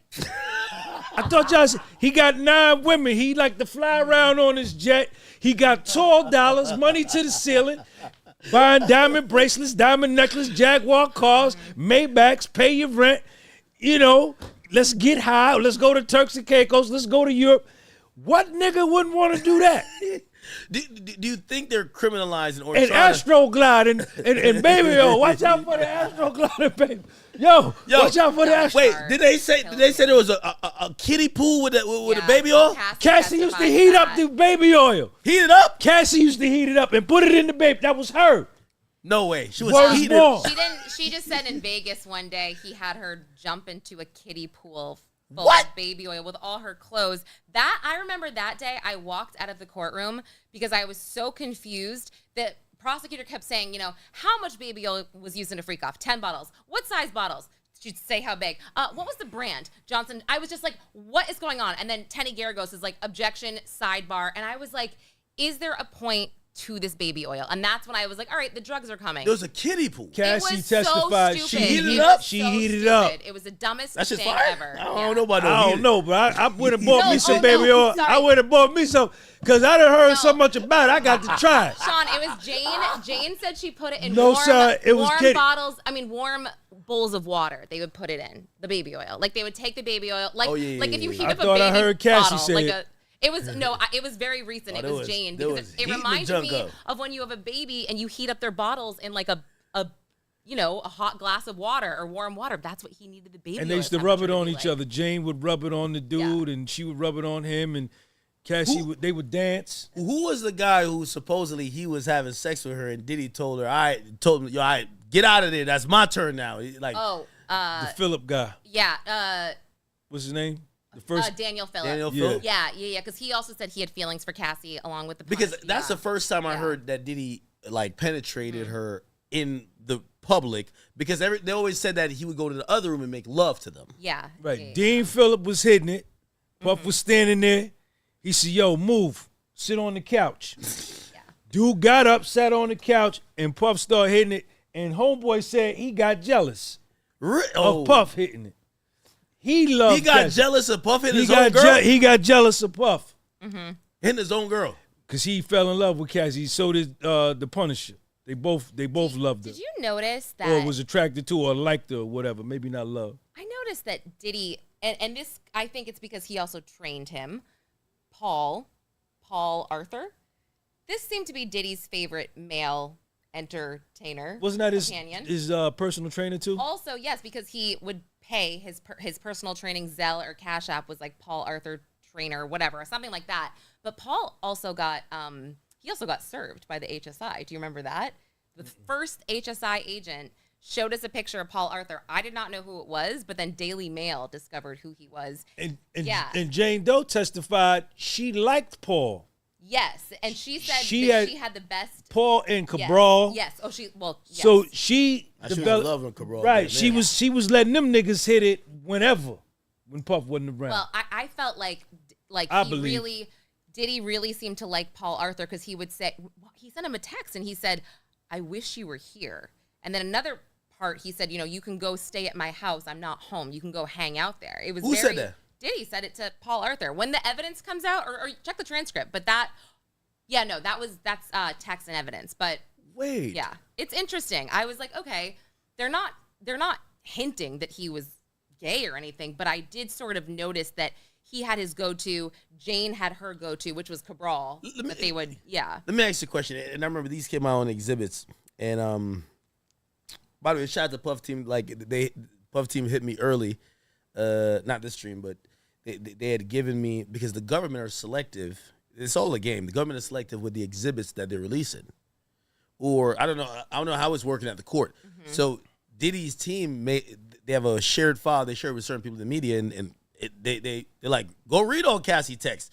Go see if she wanted it or not. And I ain't gonna lie, the text I read, Cassie was with that shit. But 100%. Here's the thing. I'm wondering why, when it comes to like, why was Diddy was so upset about Alex Fine? If you're saying that he was cool with one of his other trainers hitting it, why was he so upset that Alex Fine was hitting it? Because it was without him. Paul was with Jane Doe. Oh, okay, yeah, not Cassie. Paul was with Jane Doe. So maybe he got used to it by that time. The trainer go hit it. No, Paul never was with Cassie. Paul was never with Cassie. We're talking about Cassie's husband, Alex. Yeah. But still, though, like, a guy who's into voyeurism or he didn't care nothing about Jane Doe. This is correct. He wouldn't even let her. She took a picture of them eating one time and posted it on Instagram. He made her take it down. Mm-hmm. Yeah. And that's what she knew. She was compartmentalized.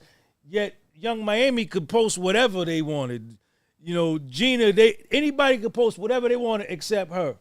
He wouldn't let her post nothing on his Instagram of them two ever being together. That's like such an interesting thing, because she must have felt like really low. She's, her baby father is a really popular guy. She probably was just like, this guy is treating me like I ain't shit. Well, I mean, she couldn't post nothing with her and Puff. Nothing, zero. She posted something one time. He told her, take it down. Take it down. I have an opinion that, and this sounds, I feel guilty saying this just because it's about another get woman. It out, girl. Come on now. I feel like if another rapper, somebody in hip hop had approached Jane between, let's say, 2022 and 2024, that she would have left Diddy and she would have gone with this person.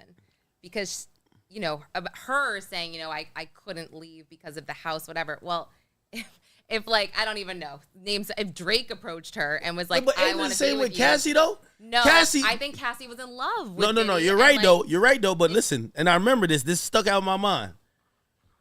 Cassie was talking to, I think it was Mia or Capricorn Clark, and they said, why don't you leave this nigga? Mm-hmm.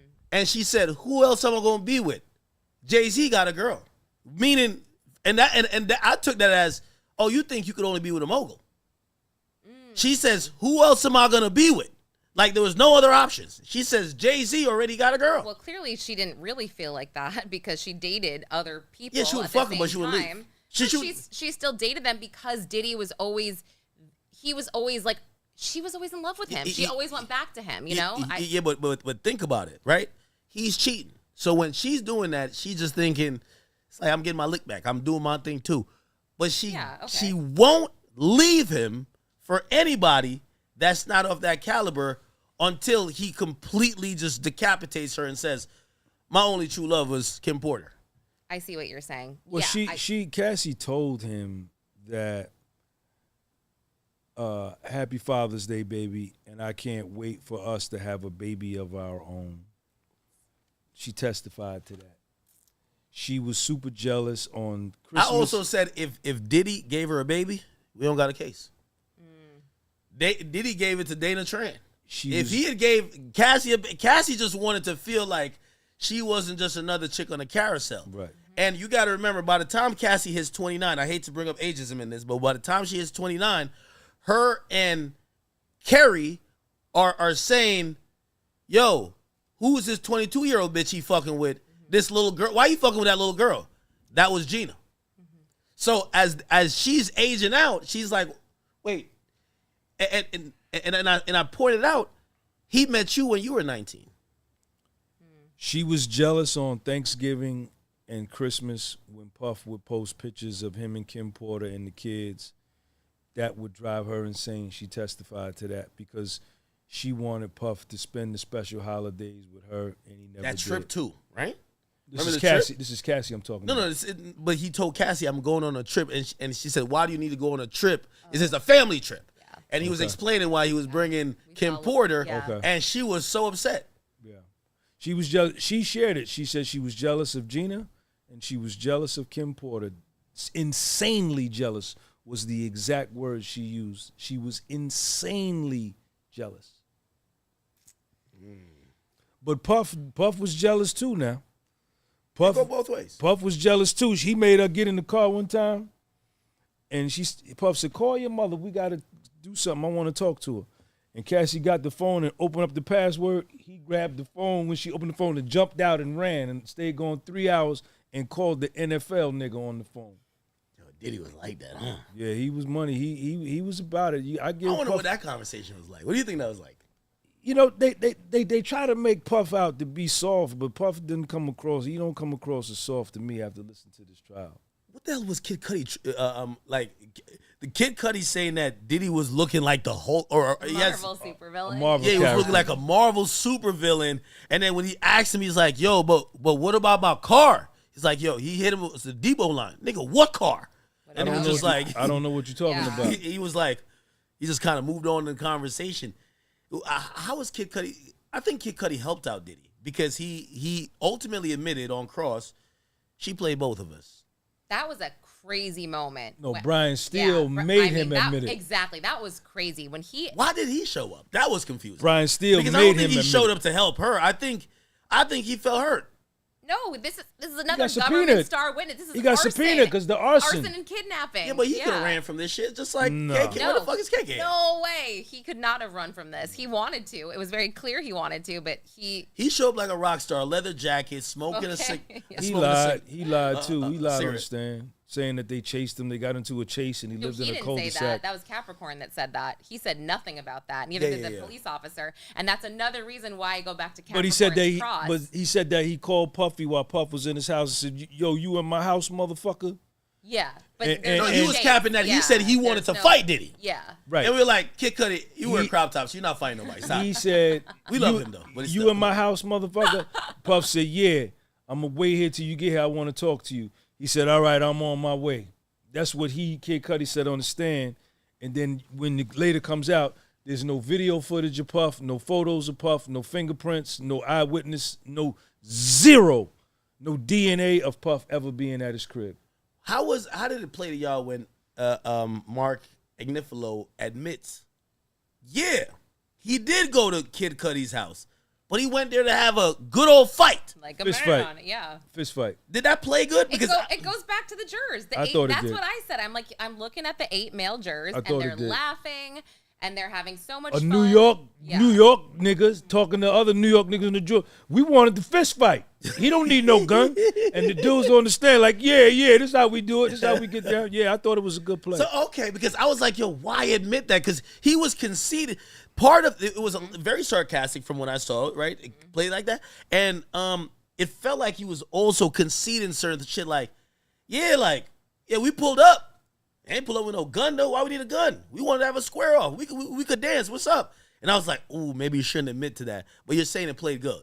He made a great case for why there was no gun that entire night, from Capricorn Clark to weaving in the officer that was there, and then to Kid Cudi. Talk about it. I mean, that was one of the best points made. And that, again, is like, all right, let's just cross that predicate off, the arson, the arson, the kidnapping. Yeah, because of Capricorn Clark and her cross-examination. I mean, it was like... She had a crush on Puff. He wrapped that up, with a bow for them, just to cross that right, in my opinion. He said he would show up to Capricorn Clark house at 5:30. She's been waiting for him to do that for years. I mean, that was presumptuous of him, fine, but I guess I'm saying like... Presumptuous? What you mean presumptuous? Yeah, I mean, come on, Lauren, don't do that. Don't do that. She was waiting for that for years. No. Every male think that we all want them so... Because she testified. Wait. She testified on the stand. She was your girlfriend. If she's your girlfriend, would you say... She testified on the stand. I had the biggest crush on him. Correct. And she used to call him chocolate. No, I'm good. Sure, Thank you. good. Yeah, she used to call him chocolate. He's right. She did say that in like 2002 or something. She said she had a crush on him, and then she did have flirty text messages. But it's just funny the way Agnifilo said that. He's like, I don't know. He's like, he didn't need a gun. She's been waiting for this moment forever, and it's like, okay, relax. She's been waiting for him to show up at 5:30. You think he hit it? Capricorn Clark. Yeah, Puffy was hitting everything around him. Damn. Do you think that? Like, is that the demeanor? Obviously, this is presumptive. when they were partying back in the early, or actually was it late 90s, early 2000s? I mean, sure, there's a chance they did.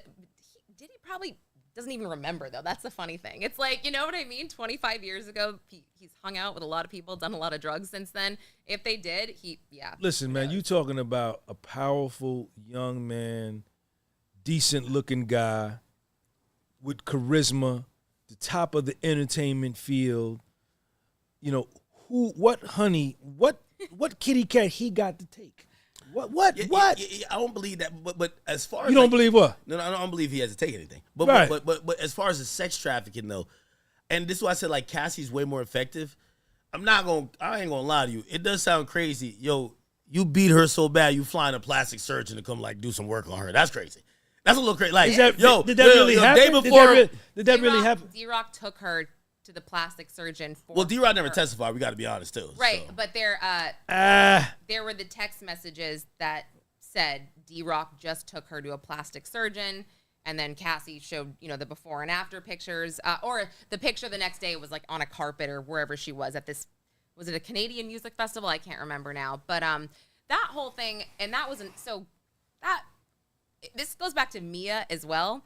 I had mentioned this on some of my reports, but the only times I had seen Diddy shake his head no, like in disagreement, was during Mia's testimony. Yeah, because she claimed he fucked her on a jet. Well, one was that, and then the second one was basically like Deontay, Cassie, their testimony was very similar to that fight where he was on, Deontay jumped on his back and he threw him, and then Cassie was there, then he threw her. Well, that's what they said. And then Mia gets up there and basically says, per Brian Steele's words, he pile drove her head into the bed frame. And Diddy, I remember him sitting there and he's like, no. Right. Because the testimony after that was like, Diddy saw her on the ground, all this blood, and he like kind of turned white. And then he went into like, official boss mode. Okay, get the towels. You call D-Rock, call the plastic surgeon, blah, blah, blah. So that was the moment where I was like kind of thinking. You think Diddy had like a plastic surgeon on demand like that? Are you kidding? What? Yeah. He gets Jane's teeth done. I mean, I know those are veneers. It's not necessarily. Yeah, but she gonna get that done. But I'm saying you've got people. You can make an appointment for that, though. You've got people on staff. Or KK's got a Rolodex of people. KK's an MVP. Yeah, well, yeah. I'm going to be honest with you. I do think if Diddy gets convicted, KK's cooked. She getting the Ghislaine Maxwell treatment. She got to get charged. It's impossible. I don't think KK was like Ghislaine. I think that's super wild to say, don't you? No. KK was, we are talking about what we've seen in court. Inside these courtroom walls, you were telling me that we've heard KK solicit women to go get slapped around and banged by an escort. Hey, I'm setting up for you to go get I'm going by the government allegations, not what I believe. I think KK is a down-ass chick who deserves all the money she got as a chief of staff. But according to the government, she would tell these women, hey, you're about to go fly to see Puff? Take these drugs in your bag. Oh, hey, okay. She would coddle them. They would tell her, I don't like certain shit. You'd be like, listen, just don't upset Puff. She was the person who was disagree with that behavior. Putting drugs in Jane's bag. You just reminded me of that. That is not good. She should not have facilitated that. But I don't think Ghislaine has that she doesn't have it. What proof do we have of that? We have Jane's proof and assistant's proof and Guido proof with these text messages that said Jane picked up the package. She took it on the plane. KK told her where to put it. But that aside, you're acting like KK was forcing women and saying at parties, and maybe she was, but we didn't hear about it in court, right? I don't know. Well, you have to realize. So going back to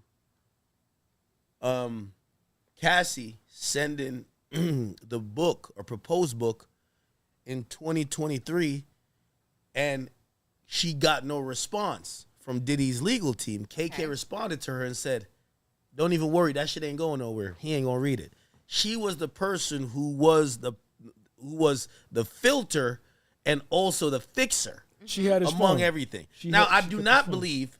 First of all, I don't think Puff is guilty of what we think Jeffrey Epstein is guilty of. So if I don't think that, neither do I think KK is. But but that's not what you said at first. No. I said if Diddy gets found guilty, you have to go for her, because if you're saying this is a top co-conspirator that made everything happen, you have to go for her. Well, they would have to believe that she was the co-conspirator in order to find him guilty of RICO, right? That's part of what remember with Jeffrey Epstein, they didn't charge Ghislaine at first. No, because he died, and she's the fall girl. Even though she deserves it, she was still the fall girl. But what I thought you meant was that KK was acting exactly as Ghislaine and finding women, soliciting them, and saying, again, I'm going. This is me playing devil's advocate. Mm-hmm. I'm going as if I am the government. I'm with you on that. If he gets convicted, if he gets convicted, they're gonna go after her. 100%. You have to believe that she. So you're gonna tell me that she was not knowledgeable, even though she's knowledgeable of the drugs, the payment for the sex workers. She was emotionally trying to coddle these women when they were ready to crash out, but you don't charge her. That's why I say that she's Ghislaine. I totally agree with that. Just not the actual acts of soliciting women. Well, here's the thing. The difference in that case is that Diddy never asked for more women. He asked for sex workers to deal with his woman, right? With Ghislaine Maxwell and Jeffrey Epstein, he didn't want more men around. He wanted women to bring in other women. But KK never directly, this is just just saying this, she never directly texted any of the escorts that we saw, right? I don't remember her ever. No, Cassie, Jane, and Diddy. Cassie and Jane were the main reach outs. Well, she would orchestrate flights and getting people right. She wasn't setting it up with them. Yes, but she never texted them. But she was directly a facilitator. 100%, yes. And that's what I would say if she's a Ghislaine. But again, I don't think Diddy goes down on the sex trafficking charges per se as how it's listed in the indictment. And we're going to see, where the hell is D-Rock? Where y'all think they are? I have to rip this because it is so effing hot. No, I don't know how you do this. It is like no, I'm not in here a lot. Like, Puff is so hot, right? No, it is hot. It is hot. It is hot. You know, I think D-Rock and KK, they just refused to test them. Are you? Is it me? Am I? No. It ain't. Okay, thank God. Okay. Like, we've been cooking in here because are the lights? Yeah. Only with the studio, there's not approved. We didn't have the approved vents yet because Jersey City just tells us like they give us they give me. I see white people in here building all the time. I'm like, yo, can I get some shit to build some AC? I got the money. They're like, file like 15 permits, and we'll get back to you. I filed some shit in COVID. They still ain't approved it yet. Think about that. So anyway, I'm like, all right, we'll have to get on fire this bitch in a little bit. But our studio on the top floor is a little bit better. It wasn't bad until it's like I think just we've been under the lights for so long. That's why these lights, it was fine. The TV, the timer, all of those things, it is saucing in here. You're right. You're right. We're okay. We're okay. But yeah, and I mean, and I'm not gonna hold you guys too much longer because I do hope, you know, number one, you guys have been probably We're gonna come back tomorrow. Yeah, how long y'all been up? I got up about 5:20, about 5:20. Yeah. This has been a long day already. I think we've actually been on for damn near 4 hours. No. Are you serious? Yeah, we've been on for like almost 4 hours. Oh my goodness. We've been rocking. No, we've been rocking, and there's always more to talk about. We could go down the angle of everybody's testimony. We could go down the charges. The drug mule. We didn't touch on the drug mule. Yeah, I think we should not try to, completely do everything in a day. I'm down to be at you guys' disposal because number one, we all have lives, but it's much easier for me to be here than you guys to get here. What time you gonna get here tomorrow? Well, you guys give me the time, and I'll do that. Oh, I would like to go to court and feel it out. You should. Yeah, you should. I'm gonna. So I'm gonna stream from home when you guys are doing that. That's why and then I we pick a time, you. and then we just and pop up like, here. I didn't. Once they sent that note in, I was like, ooh, I'm definitely not gonna be there. Oh no, right it's by all good. 2, so it was the perfect time. Yeah. Yes. Okay. Good. So I'll just text you. I'll text you both just after I leave the courtroom with some updates, and then listen. It's up to you guys. If I don't know if you know about my streaming, like I'll stream for a good 9-10 hours. One of those good days with Cassie, I was on that junk for 10 hours. So I'm used to this. So if tomorrow you guys want to come in at 4, I'm still here. It's all good. You know what I mean? It depends on what's a good workload for you guys. I'll see you down there in the morning. Yeah, I'll see you in the morning. I'm gonna go. I'm gonna see what's going on. No, of course. No, you should go. Of course. Yeah. Like to be honest, I hope the moment when the verdict is read or they get announcement of the verdict, you guys are there. That you guys could be in court to watch how that happens. And then after that, you guys pop back over here and we kick it. So it's all good. I'm not going to keep dragging it too much longer. Any questions? Again, they'll be back tomorrow. Thank you guys. We've had 25,000 people up in here through all the platforms. Thank you to all the people on YouTube. Hey, I need you guys to do me a favor. They have been so magnanimous of their time. Their effort, they've been so amazing. You do know these are my favorite 2 people to watch. I search your videos like all the time, every single day while we've been covering this. I need you guys to go to their pages, drop a comment and a follow, and just be like, yo, Big Act told us we got to rock with you. We're here locked in. Thank you, man. And they're building their platforms. One thing with our community, we always share our viewership, and I want you guys to go check them out, okay? Please. The podcast was sold, and I need you to go Pop Crimes with Lauren Conlon. Pop Crime TV. Pop Crime TV. Yeah, Pop Crime TV. Yes, singular. So Thank please, you. I want you guys to follow them. Mods, if you're in this chat, please, I'm gonna stay on for a couple more minutes, but please pin both of their YouTubes or Instagrams in the comment section. Thank you. And please, all I need y'all to do, go drop a comment over there. I was one of the most proudest days is when we're watching you and you're killing it. And, I wish I could do the same for you, but you weren't live. But you were live, and I was just like, yo, go show this guy some love because he's doing something that at the moment I couldn't give you this insight on, and they showed you some love, right? Yes, they did. Thank you for that. I was so proud of them because, we have a huge audience and a huge community. You sent me a huge cash super chat. Thank you. No, of course. Of course. Yeah. And Lauren, I got you on that too. You know what I mean? Thank you. I'll try to go live more often. You got to go live one time. Like just one time, I'm telling you. Yeah, you know what I mean? We're gonna do the blitz on you. It's gonna be crazy. I should. I had to stop reading your chat though after when I was joining you we were off one day. Some new insecurities were unlocked that I wasn't aware of. Oh really? So, yeah. Oh, literally. Try being a girl like for a day, being a woman and learning how many things are wrong with you. You're like, oh. Well, I wasn't insecure about that until now. No. Don't worry about it, girl. You've been amazing. Just keep building your platform. Let them say what they're going to say. I'm half kidding anyway. Just keep building your platform. What you guys are doing, I hope, whatever small contribution I've given to you guys. Thank you, man. I hope you take it, you build from it. Shit, I seen Unc over here with some food doing workouts. I'm like, oh, man, Unc over my feet now. Unc's going crazy. But that's good. That's good. Again, let me tell you this, in my career in doing what I do, it was at the most unexpected times from the most unexpected people that was like, yo, you know what I like to watch? I like to watch that.